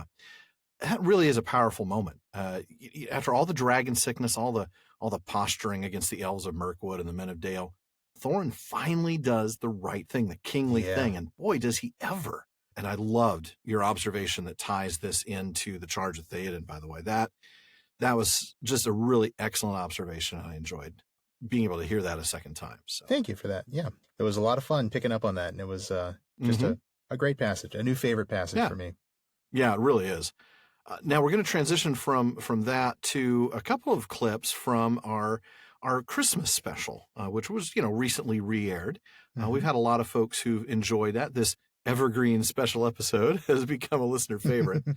And so, of course, it's not surprising that we had a few submissions from it. Now, our favorites start with one from listener Raz K. Well, Raz must enjoy the classic holiday film A Christmas Story, because his nominated moment from episode 28, which was the original release of the Father Christmas Letter show, is a not-so-subtle nod to a great moment in that movie. I wish I had that letter in my book. I'm so sad that I don't. I do have the runes, though. Do you have that? The last page of my book is the list, the runes, and you could then use that to translate the letter if you wanted to. Oh, okay. Yeah, that's actually, that is the Goblin alphabet, right? Oh, you're right. That's not the Arctic alphabet. It's the Goblin alphabet. Yeah. Yeah. So if you translate that one, it probably says, buy more Ovaltine. Oh, well done. Oh, sorry. Well done. That really is old. By the way, just so you all know, that is even before my time. Okay? I'm not that old. Still, a lot of people know it from A Christmas Story. From A Christmas Story, that's correct. Which is where I know it from, of course. Yeah. I don't know it from buying Ovaltine in a Dakota ring. But we digress. You're not quite Beor the Old enough. Not quite. Almost. I have to admit, I'm still trying to figure out how to get a leg lamp joke into the show, so stick around, folks. Yeah, you'll shoot your eye out. I will tell you what's really funny about this. So, folks, we're recording this episode in early January. We've just come back from our holiday hiatus, and I actually watched A Christmas Story on Christmas Eve. It's like end of the day, kids are asleep already, and I was in bed trying to get some sleep before the big day. But when I got to that scene and Ralphie translated that message with his little orphan Annie decoder pin, Alan, I thought of you. Oh my goodness. I thought of you, Alan, on Christmas Eve when I was trying to go to sleep. You might want to see a professional about that, Shawn. maybe we need to put up a new Patreon goal. Get us to the next level so we can send Shawn to some therapy. Seriously. Oh, man. I'm watching him just like, Sisto! That's awesome stuff right there. Really is. Yeah. Oh, man. Well, we've got one more from the Father Christmas special, and this is from a longtime friend of the show. Somebody who actually knew us before we started the show, actually, Maria S. in Serbia. She nominated this really heartwarming clip from the Father Christmas Letters episode, and this one features Father Christmas himself and a most beloved Ursine character. I was only just quite awake when a terrific din began far downstairs, in the store cellars. It would take too long to describe, so I have tried to draw a picture of what I saw when I got down, after treading on a goblin on the mat. Only there was more like 1,000 goblins than 15. That was Polar Bear's interjection. And then Father Christmas has an aside to him, but you could hardly expect me to draw 1,000. And then he goes on. Polar Bear was squeezing, squashing, trampling, boxing, and kicking goblins sky high and roaring like a zoo, and the goblins were yelling like engine whistles. He was splendid. Say no more. I enjoyed it immensely. As did we, Maria. As did we. We did. You know, I am so glad we opted to do a special on the Father Christmas letters. Yeah. You know, I think a lot of folks have, we've been able to introduce a lot of folks to this beautiful and really deeply personal work of Tolkien's as a result. And it's just such a wonderful look at the lengths that Tolkien went to for his children. Yeah, thanks a lot, Professor. Way to set the bar high for all of us. I mean, how can any other father compete with that? Seriously. But no, it is a great book, and I really have enjoyed. I really enjoyed that episode, and I've really enjoyed revisiting it every year. So yeah, absolutely. Well, we may not be perfect fathers, Alan, but I'm pleased to say that as podcasters, speak for yourself. No, I do. Yeah. Of course. But at least as podcasters, we're keeping our quality at a consistent rate. I was a little surprised, but I was actually tickled to see that some of our listeners named moments from this current season, our third season, among their favorites. I agree. Now, our first one is going to go back to our episode on Beowulf, the Monsters, and the Critics. We want to thank Kirsten E., as well as Pete C. again, for nominating this conversation about Grendel. He ends, or I guess I should say he almost ends, because it's the second to last paragraph. Okay. There's a statement in there about why having Beowulf fall in battle with a dragon, and as opposed to fighting in, I don't know, some random battle with another Swedish king somewhere, why that makes the story more meaningful. Or maybe with the Swedish chef. Oh, man. Sorry. Oh, no. I'm just picturing the Swedish chef like fighting with Beowulf.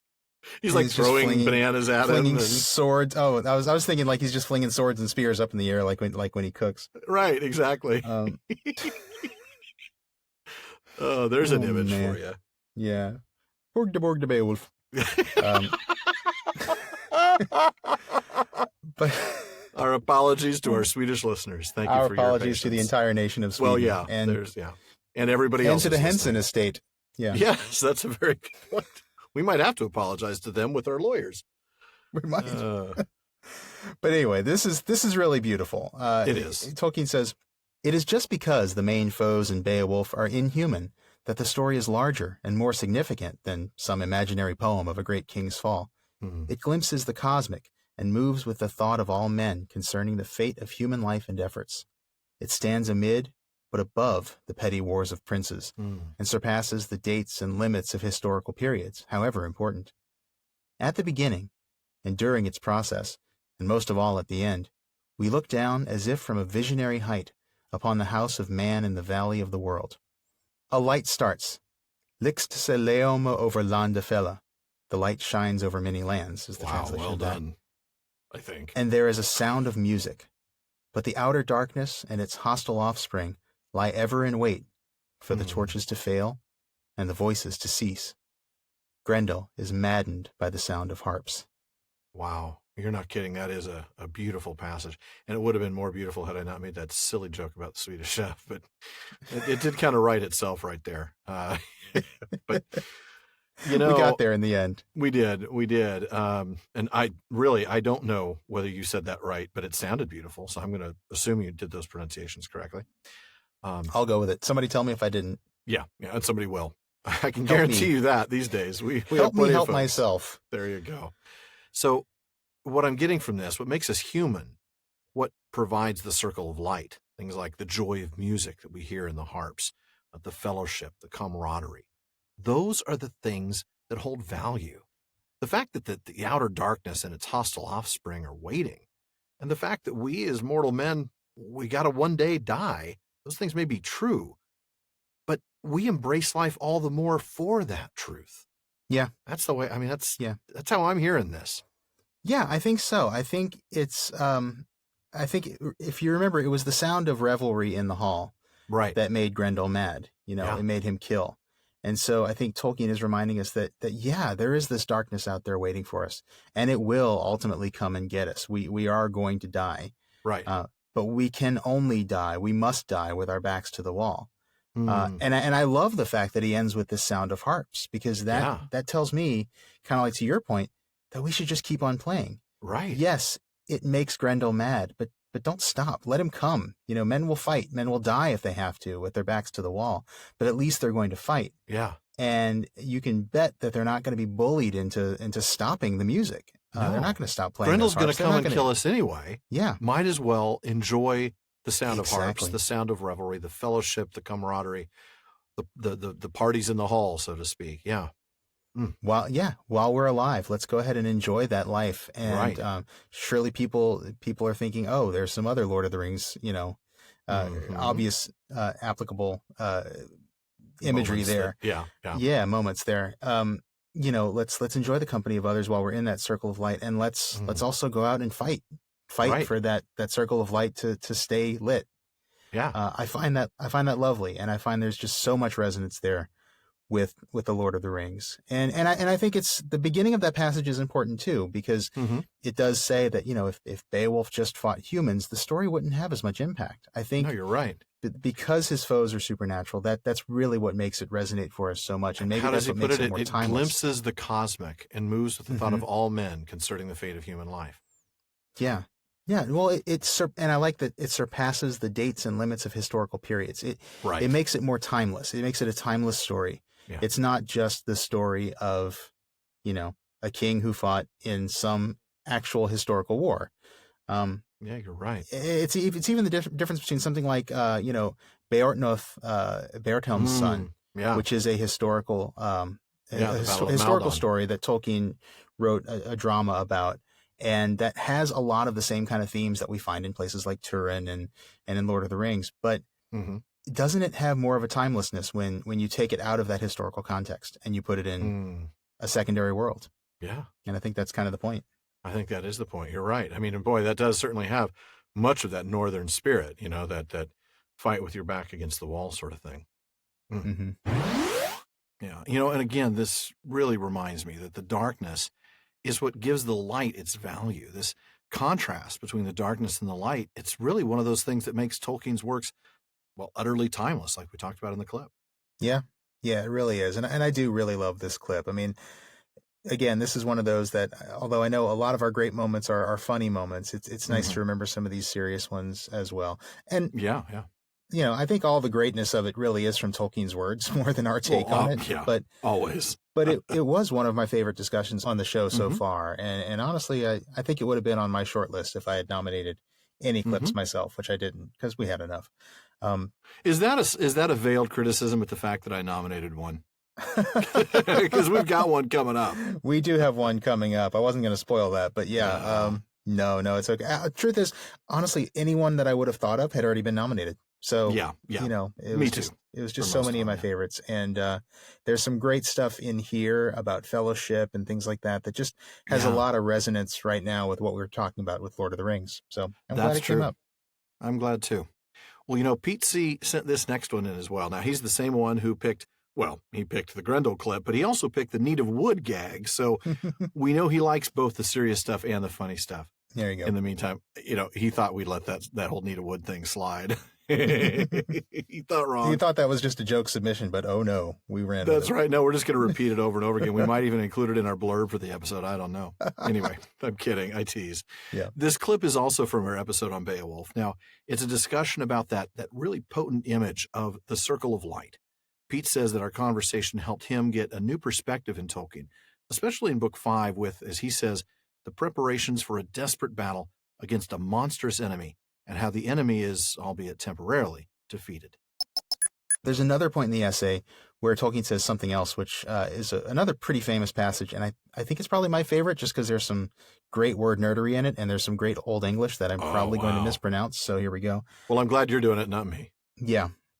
He who wrote Haleth under Heavenum may have meant in dictionary terms heroes under heaven, which is what that phrase means, right, or mighty men upon earth, But he and his hearers were thinking of the Ermengrund, the great earth, ringed with gar sedge, the shoreless sea, beneath the sky's inaccessible roof, whereon, as in a little circle of light about their halls, men with courage as their stay went forward to that battle with the hostile world and the offspring of the dark, which ends for all, even the kings and champions, in defeat.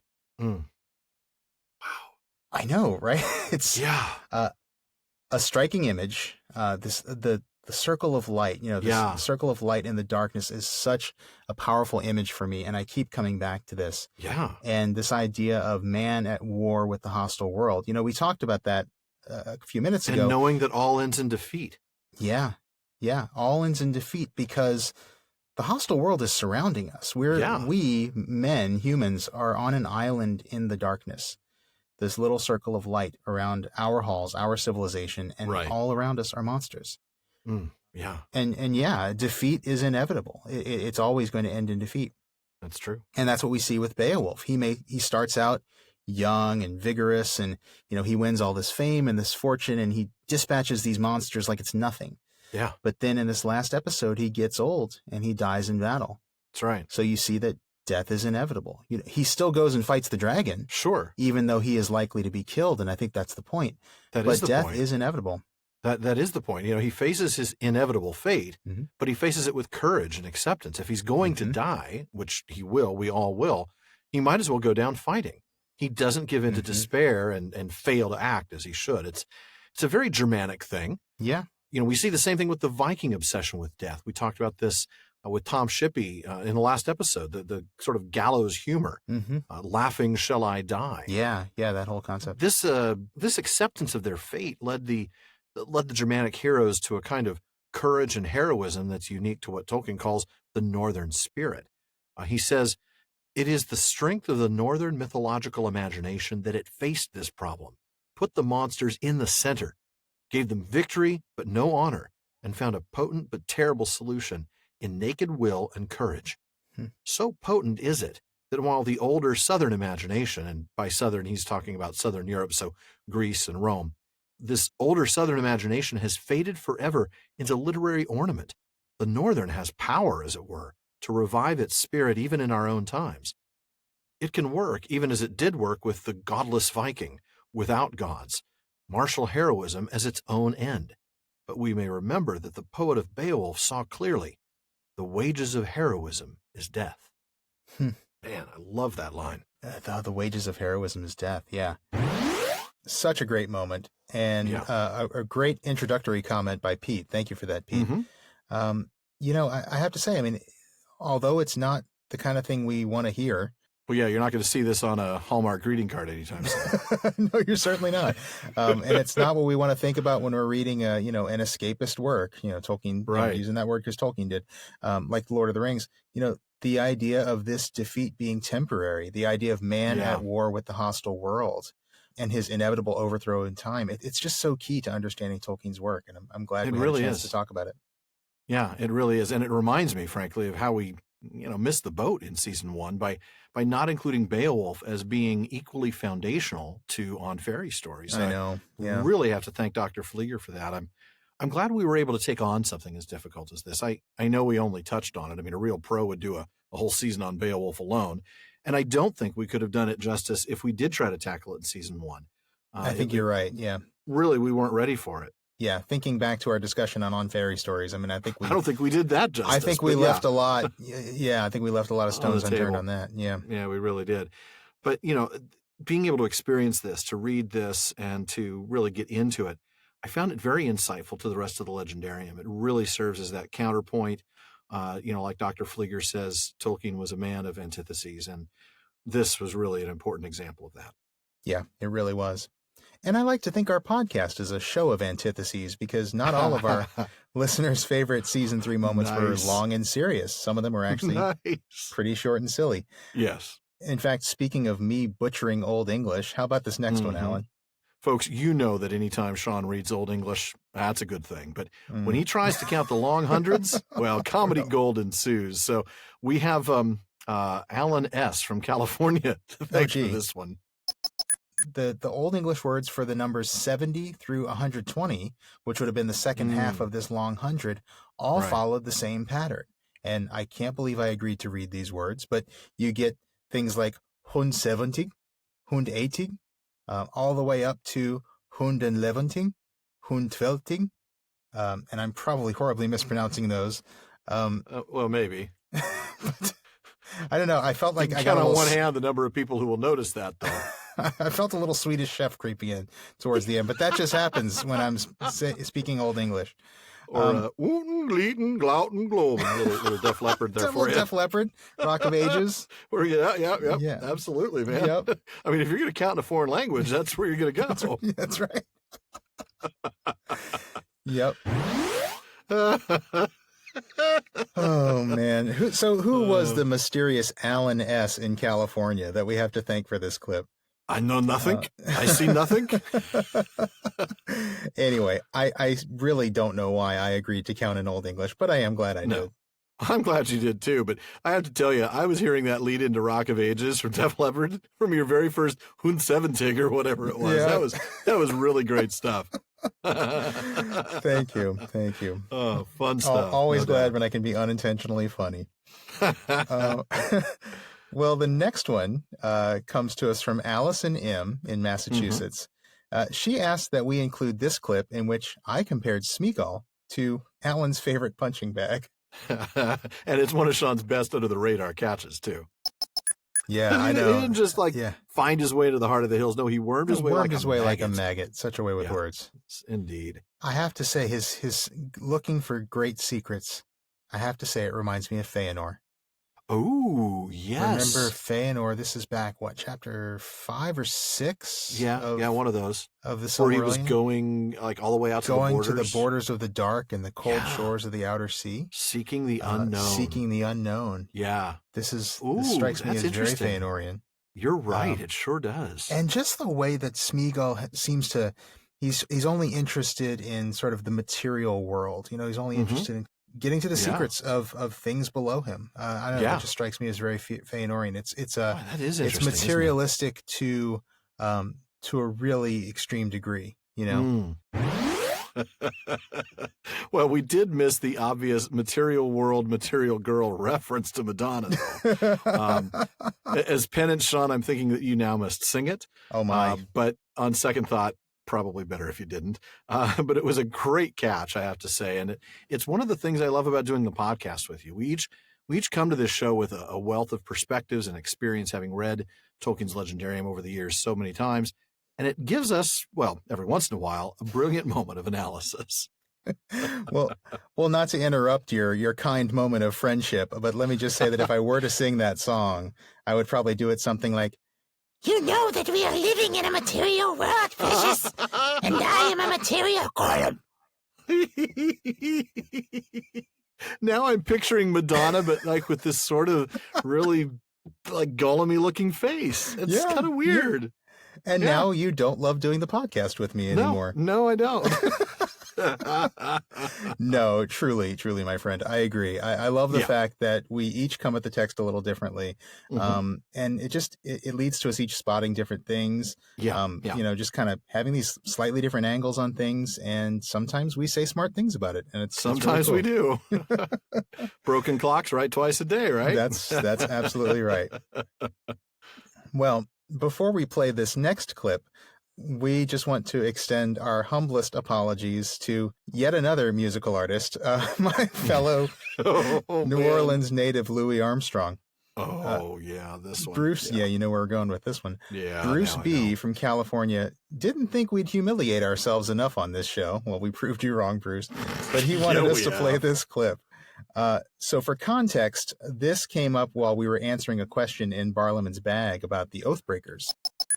As Adam points out, Legolas says, "I see shapes of men and of horses, and pale banners like shreds of cloud, and spears like winter thickets on a misty night."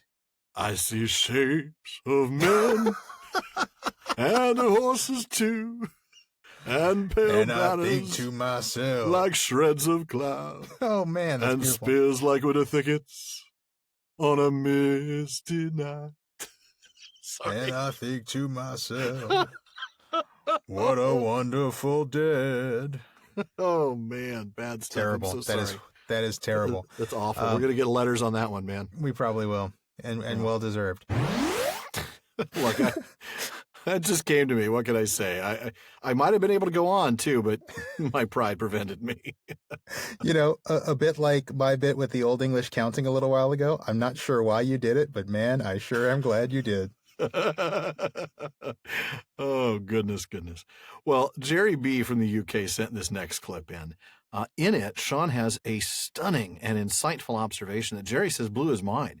He says, I've been reading The Lord of the Rings for more than 2 decades, and I've never considered this perspective, and I love it. Well, we hope you do too. There's a little difference between the way Frodo says Gollum deserves death and the way Gandalf says it. If I'm Gandalf here, I'm thinking he's saying Gollum deserves death because he's a mortal man. Hobbits are mortal men, right? The second-born children of Ilúvatar. Right. He deserves death because he is meant to die, not to be stretched. It is his nature. By the ring. It is his nature. His nature is not to be stretched and, kept alive indefinitely as he has been. He deserves death because death is Ilúvatar's gift to him, and Sauron's ring has withheld that gift. Yeah, or delayed it, yeah. Yeah. And Frodo thinks Gollum deserves death as a punishment. Gandalf is saying that he deserves the gift of his death due to his nature. Wow. And it's an interesting, just a very interesting perspective difference that, again, knowing more about the Legendarium really helps you understand. Because knowing what we know about the larger Legendarium, that is kind of exactly how we would expect a mortal to view death as a punishment versus a Maya viewing it as a gift. And it's just another one of those, gaps in wisdom about the world. Well, I will admit I'm a little proud of that observation. I mean, not as you should not be. Melkor proud, but proud nonetheless. Well, that's good. And Jerry, it never occurred to me either until I was reading Lord of the Rings, and this time around, which I've also been reading for over 2 decades and never picked up on that. But that is just the amazing thing about this book, isn't it? I mean, you find something new every time you come back to it. You sure do. Either because you know more about the world it takes place in, or because you yourself have changed as a reader. In this case, for me, I think it's a bit of both. And I think, kind of just coming to it this time around, I just found something new in it. And I'm not going to say it's the only right way to read it, but it is something that's kind of struck me. And I'm just, I kind of can't stop thinking about it actually now. So. Yeah. Well, it demonstrates one of the things that we just talked about not that many clips ago about why we love doing this show, the different perspectives that bring deeper insight. And in this case, Shawn, I got to thank you for a really deep observation. This is one that relies on a thorough understanding of how Tolkien addressed mortality, the gift of the one to men, and serial longevity, which, for several episodes we would have just called immortality, erroneously calling it that. But this is really... It's insightful, and I really do think there is some truth to that, in the sense that even Tolkien might have been thinking that, in the sense that this is what Gollum deserves because it's his nature. Yeah, and to keep stretching him out like that is unjust. Even it's wrong. It's unnatural, considering all the evil things he's done. Yeah. I like to think so, and again, I'm happy that I came up with this, and thank you, Jerry, and thanks, Alan. Yeah, you are very welcome. Well, for this next clip, Christopher B. in Georgia, he told us that this next clip about Gollum searching for Bilbo made him laugh so loud, Haldir could shoot him in the dark. No, he just had to stop listening at work, so that's all. Now, the interesting thing, I'm trying to imagine him actually doing the search, because he's not invisible. I mean, he's pretty stealthy, I would imagine, but probably he's not going to walk into town and say, "Excuse me, I have a question." Is it Precious? I'm looking for a little man about this tall. Precious. His name is Bilbo Baggins. He's about my height. Yeah. I can't see him doing that. No. And I can't see the people in Estroff it's... saying, sure, I believe he came from the Shire, yes, which absolutely. is over in the west. Let me give you all of his information. Here's his social security number. Yeah, I don't think so. Yeah, exactly. No. That's a good thing. Identity theft would have been a real problem. Yeah, no kidding.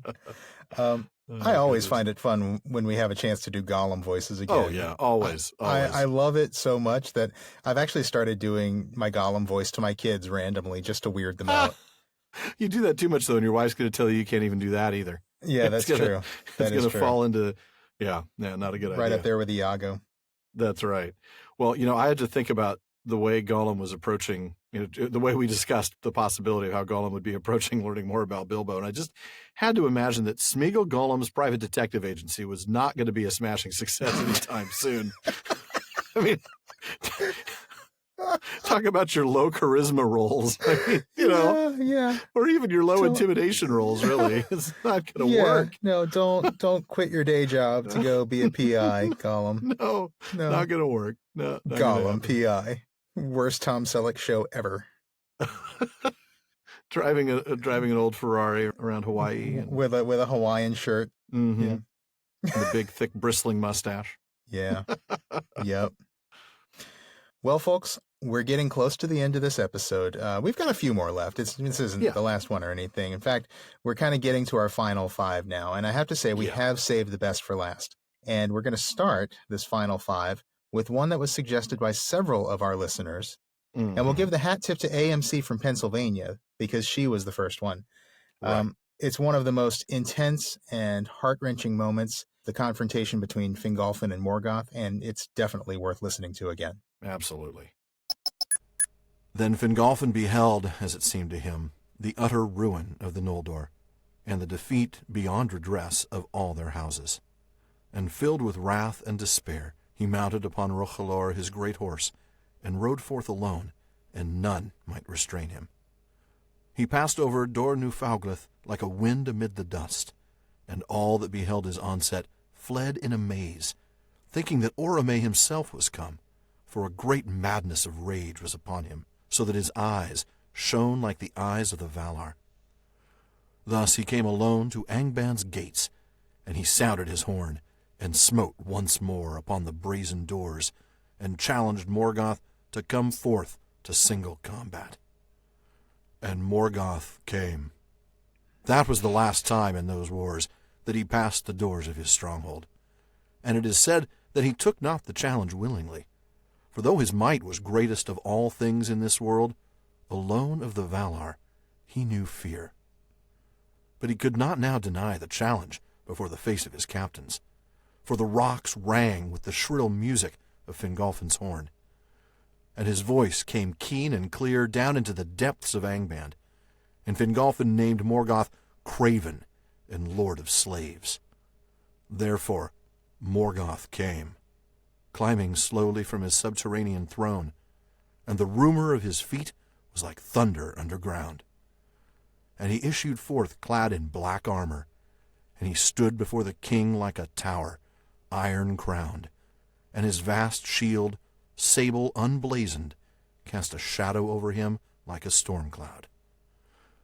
But Fingolfin gleamed beneath it as a star, for his mail was overlaid with silver, and his blue shield was set with crystals, and he drew his sword Ringil, that glittered like ice.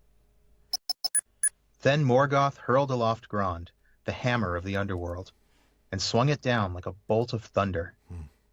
But Fingolfin sprang aside, and Grond rent a mighty pit in the earth, whence smoke and fire darted. Many times Morgoth essayed to smite him, and each time Fingolfin leaped away, as a lightning shoots from under a dark cloud. And he wounded Morgoth with 7 wounds, and 7 times Morgoth gave a cry of anguish, whereat the hosts of Angband fell upon their faces in dismay, and the cries echoed in the Northlands. But at last the king grew weary, and Morgoth bore down his shield upon him. Thrice he was crushed to his knees, and thrice arose again, and bore up his broken shield and stricken helm. But the earth was all rent and pitted about him, and he stumbled and fell backward before the feet of Morgoth. And Morgoth set his left foot upon his neck, and the weight of it was like a fallen hill. Yet with his last and desperate stroke, Fingolfin hewed the foot with Ringil, and the blood gushed forth black and smoking, and filled the pits of Grond. Wow, such a moment. Yeah, it is. You know, it reminds me that eucatastrophe, the consolation of fairy stories, the joy of the happy ending, as Tolkien says, does not deny the existence of discatastrophe, of sorrow and failure. But it denies universal final defeat, and insofar is Evangelium, which means good news, giving a fleeting glimpse of joy beyond the walls of the world, poignant as grief. We've often observed over the last 3 years, Tolkien's work relies on the shadow to give meaning to the light. It relies on sorrow to give meaning to joy. These sort of contrasts are central throughout. And this is another one of those moments in so many ways. But we know that a eucatastrophe doesn't take place. Fingolfin doesn't defeat Morgoth. Right. Instead, the discatastrophe is what happened. Mm-hmm. But knowing that a eucatastrophe is possible, we and Fingolfin still deny that universal final defeat. And that gives, as Tolkien put it, a fleeting glimpse of joy. Joy beyond the walls of the world, poignant as grief. And I have to say, even that, understanding that joy can indeed be poignant, it gives such potency to this moment of Fingolfin's confrontation with Morgoth. It is such a powerful moment, truly.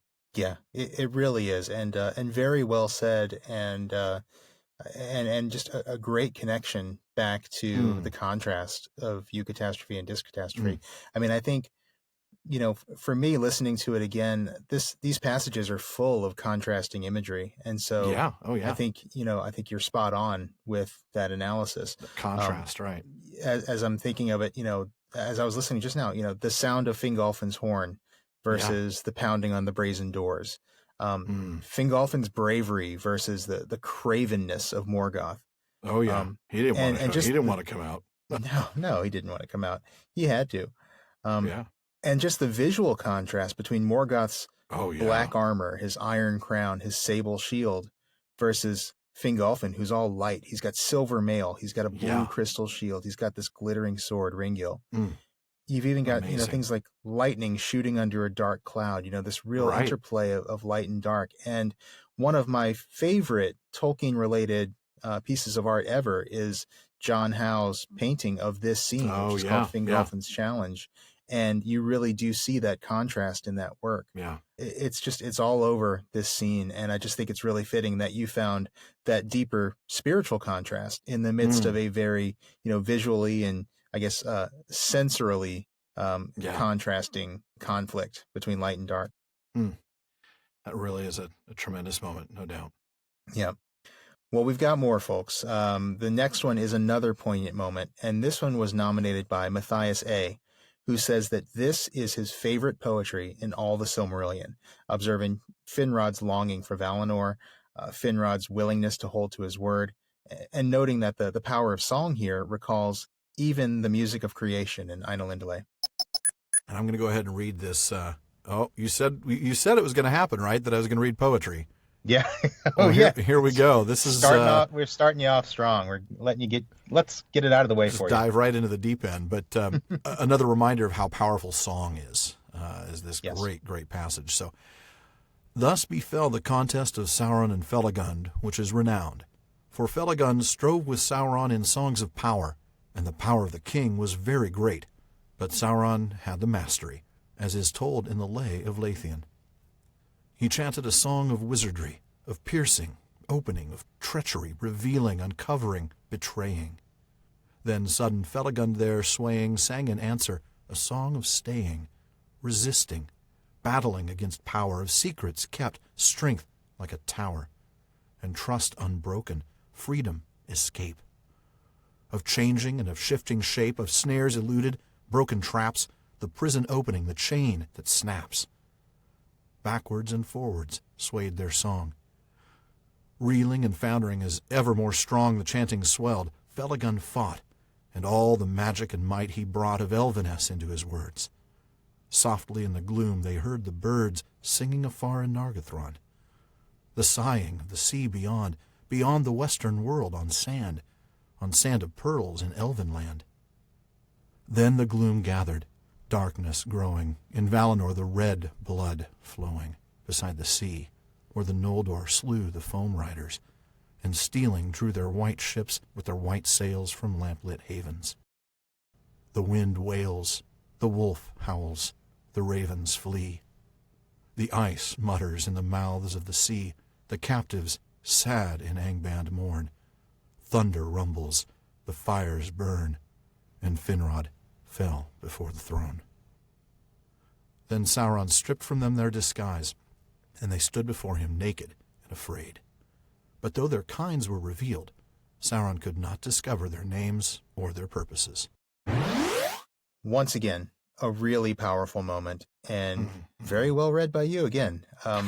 I love... Getting tired of hearing that. No. Yeah, getting tired of saying it, but it's true, man. I love the power of song that we see here. Yes, you know, yes. We've talked about musical language and things like that. I mean, we even talked about, sound symbolism and things like that with Dr. Feeney and Dr. Higgins. This is more literal. This is language as music, as magic, with actual songs of power. It's one of those moments where, you hear that the description of the songs, but you don't hear the songs themselves. And you wonder what that music would sound like. You can't help but think a little bit of the Ainulindalë and Morgoth's, even though this was Sauron, it's the same kind of idea. The braying one note sort of really, simple melody that just keeps going after, keeps being repeated over and over again. And then you can just imagine Finrod's being rich and full and incorporating all of it. And it really does harken back to the Ainulindalë. Yeah. And reading it almost brought me to tears. I have to be honest. It's such a moment, so rich, so dense with vivid imagery. It's just packed. It really is. Yeah. Yeah. Just a classic moment. Yeah. So, no wonder it's in our top 5. Absolutely. Well, moving on with the top 5, Dina F. in Israel, who is the wearer of multiple Prancing Pony podcast T-shirts. Thank you, Dina. Yes. She said that she wanted to hear, and these are her words, the very end of the Silmarillion, the bit with the Eldar passing out of story and of song. Well, let's not wait any longer to oblige her. And so now I'm with heavy heart, really, because here we are 48 episodes into our show. I'm about to read the last text in the Silmarillion. So here we go. Let's do it. Now all these things were achieved for the most part by the counsel and vigilance of Mithrandir. And in the last few days he was revealed as a lord of great reverence, and clad in white he rode into battle. But not until the time came for him to depart was it known that he had long guarded the red ring of fire. At the first that ring had been entrusted to Círdan, lord of the Havens, but he had surrendered it to Mithrandir, for he knew whence he came, and whither at last he would return. Take now this ring, he said, for thy labors and thy cares will be heavy, but in all it will support thee and defend thee from weariness. For this is the ring of fire, and herewith, maybe, thou shalt rekindle hearts to the valor of old in a world that grows chill. But as for me, my heart is with the sea, and I will dwell by the grey shores, guarding the havens until the last ship sails. Then I shall await thee. White was that ship, and long was it a building, and long it awaited the end of which Círdan had spoken. But when all these things were done, and the heir of Isildur had taken up the lordship of men, and the dominion of the west had passed to him, then it was made plain that the power of the 3 rings also was ended, and to the firstborn the world grew old and grey. In that time the last of the Noldor set sail from the havens, and left Middle-earth forever.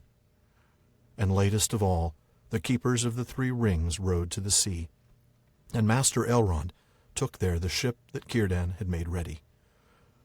In the twilight of autumn it sailed out of Mithlond, until the seas of the bent world fell away beneath it, and the winds of the round sky troubled it no more. And borne upon the high airs above the mists of the world, it passed into the ancient west, and an end was come for the Eldar of story and of song. This was a genuinely hard moment for me. I mean, reading these last words of the Silmarillion was moving, certainly. A read-through for season 1 had brought me so much closer to the text than I'd ever been before. And as I'm reading it, I'm already missing it before it was over. A little perspective nostalgia there, if I can give a hat tip to listener Ellen D. from Wales. Nice. I like that. Perspective nostalgia. Yeah. And once again, great reading. I just got to say that. Sure. For a long time, as we were preparing this episode, I was wondering what I could possibly say about this part. Yeah, because yeah. it's a good reading and it's a great passage, but I'm like, well, what can I comment on? But then I listened to it again, and I got to say, even though I kind of laugh a little bit because the way it summarizes the entirety of the Lord of the Rings in like 6 paragraphs. Frodo and his manservant. Yeah. Right. Yeah. And what we've got here is just, I think, the last 3 paragraphs of that last 6 or so, 6 or 7 paragraphs. But listening to just these last 3 paragraphs alone, I was able to pick up more on just the utter sadness of it all. The fading of the Eldar and the finality of that. The rise of the Dominion of Men through Aragorn, of course. Right. And I just realized how well this illustrates that theme of transition of power. Yeah. That's a theme we've been spending some time on in Lord of the Rings. And we're seeing a lot more of too, yeah. Yeah, we're seeing so much more of it. And we didn't really talk about it much here because I don't think we had quite picked up on it as a theme yet. Right. We didn't know just how much there was to say about it. But now that we're talking about this theme in Lord of the Rings, and there are so many examples in Lord of the Rings to talk about, but despite the sort of the abundance of examples in Lord of the Rings, I feel like the best summary of that theme and what it looks like as a whole for the Legendarium really happens right here at the end of the Silmarillion. And I think if I had to like explain that theme to somebody in a couple of paragraphs, I would have used this passage. You're right. Yeah. You're absolutely so just great right. stuff. It is. Well, we're coming up on the very end. We've got 2 more. Number 2 on the top. I don't even know how many we've got tonight, but we have 2 listeners to thank for this last serious moment. Ken W. sent in a different sort of request. He didn't specify an episode and a timestamp. Instead, he said, "Without fail, I am moved by the words Tolkien used when he laid the mighty to rest. He had a way about it that made me feel the loss, to feel what had slipped away from that secondary world forever. Tolkien wanted to make sure his readers knew that something more than a king or warrior or elvish princeling had been lost to the world, and that the whole world would somehow be less because of it." So well said, Ken. Yeah, and really, really well said. And I knew we'd already picked Fingolfin's challenge to Morgoth, but there are just so many other moments that capture that exact thing that Ken has described. Fortunately, though, Melissa B. in Pennsylvania suggested we include the death of Thorin from episode 85. So that gave us a chance to bring in Ken's quote there, and we have saved this scene for, as Alan said, almost last. Oh, goodness. This next scene is something I don't know how much I had to pay you to get this passage, but at the same time, I'm also quite nervous about it. It's a very, very poignant passage, and I hope I don't, I hope I do it service, but... it is. I think you got this. I'm ready for it. All right. When Gandalf saw Bilbo, he was delighted. "Baggins!" he exclaimed. "Well, I never! Alive after all! I am glad. I began to wonder if even your luck would see you through. Terrible business, and it nearly was disastrous. But other news can wait. Come," he said more gravely. "You are called for." And leading the hobbit, he took him within the tent. "Hail, Thorin," he said as he entered. "I have brought him." There indeed lay Thorin Oakenshield, wounded with many wounds, and his rent armor and notched axe were cast upon the floor. He looked up as Bilbo came beside him. "Farewell, good thief," he said. "I go now to the halls of waiting, to sit beside my fathers, until the world is renewed. Since I leave now all gold and silver, and go where it is of little worth, I wish to part in friendship from you, and I would take back my words and deeds at the gate." Bilbo knelt on one knee, filled with sorrow. "Farewell, King under the Mountain," he said. "This is a bitter adventure, if it must end so, and not a mountain of gold can amend it. Yet I am glad that I have shared in your perils. That has been more than any Baggins deserves." "No," said Thorin. "There is more in you of good than you know, child of the kindly West. Some courage and some wisdom blended in measure. If more of us valued food and cheer and song above hoarded gold, it would be a merrier world. But sad or merry, I must leave it now. Farewell. Then Bilbo turned away, and he went by himself, and sat alone, wrapped in a blanket.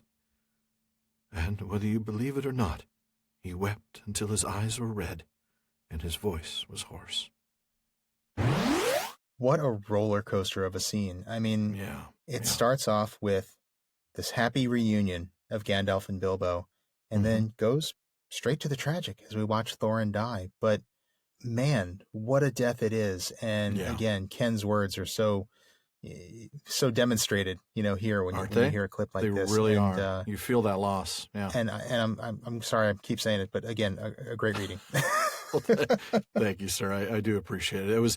It was a moment that I'd been looking forward to. That is one of the most moving passages in The Hobbit, certainly, and maybe even in the Legendarium as a whole. So I was very, very grateful to have that. But yeah, as we listen to that clip again, I remember that we'd come to dislike Thorin for a while in The Hobbit, for several chapters, in fact. And yeah, that's true. Frankly, for some good reason, too. He'd really become kind of major jerk.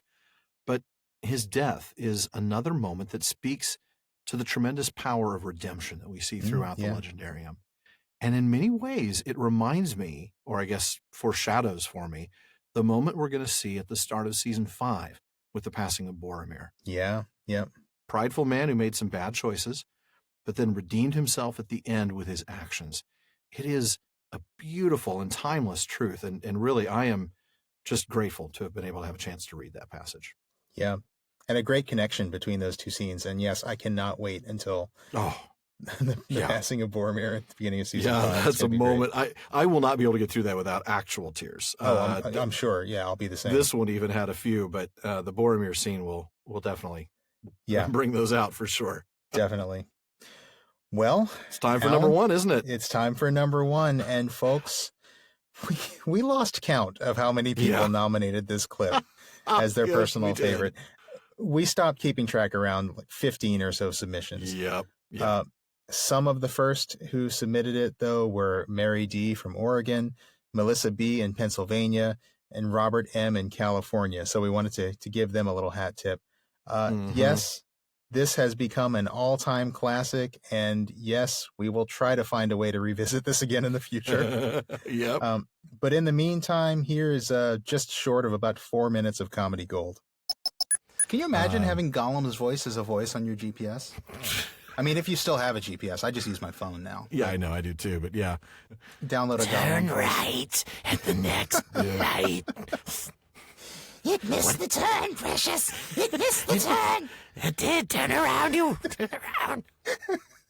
Turn around, precious. Oh, man.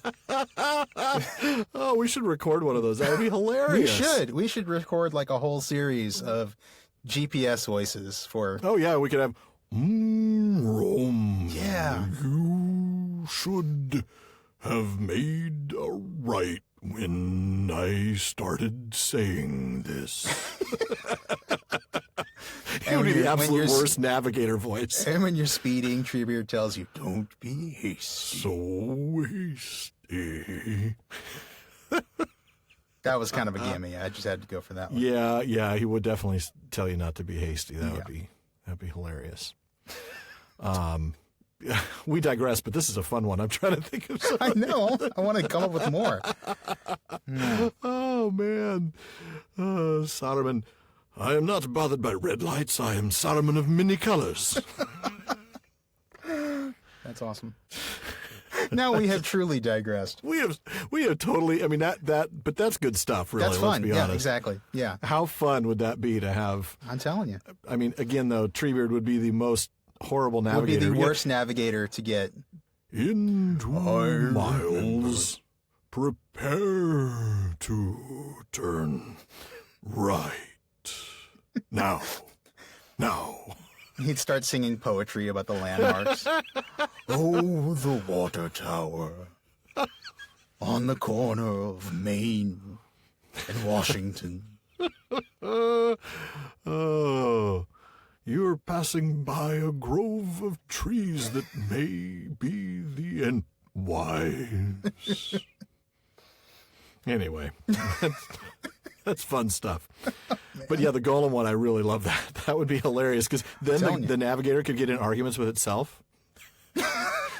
Turn right, Precious. No, turn left. No, left. It must go left, Precious. No, right, Precious. Oh, man. Stop.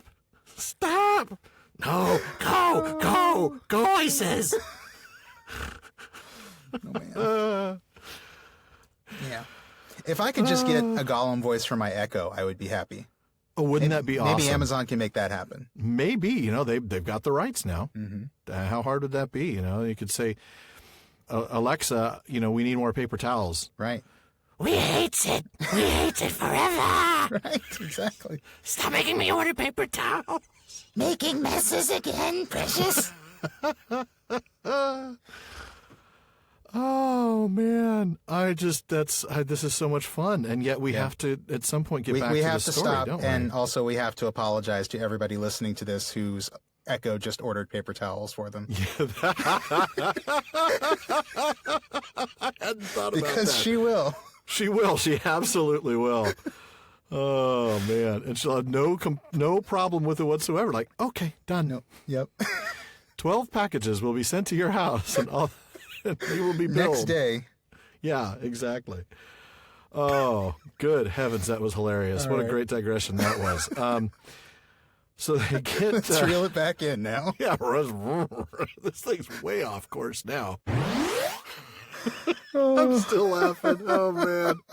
That is so fun. I hate to laugh at ourselves, but man, it's just... That was just too funny. I know. It's great every time. One quick thing I gotta say though, that last bit about Alexa ordering paper towels, that is no joke, man. I was editing these clips in my office. As an aside, let me just tell you that pre-production of this episode was just a little harder than I thought. You had a little bit of prep to do, didn't you? A lot, yeah. Ready.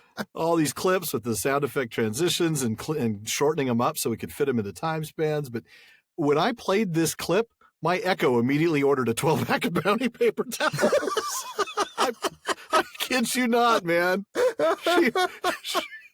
She heard me say, Alexa, order paper towels, and she said, and she's probably a just 12-pack of Bounty paper towels. Yeah. Oh man. How many times are we going to say, Alexa, order some paper towels before people just stop? Just turn off the rest of the podcast. Saying that. I know, seriously. Oh man. We should have included a warning. If you have an if Amazon you have an Echo, Echo, wear headphones. Turn it off. Oh well, goodness. Man. Well, at least you got kids. 12 rolls of paper towels. They'll go fast. That's true. That's like about a month. Yeah.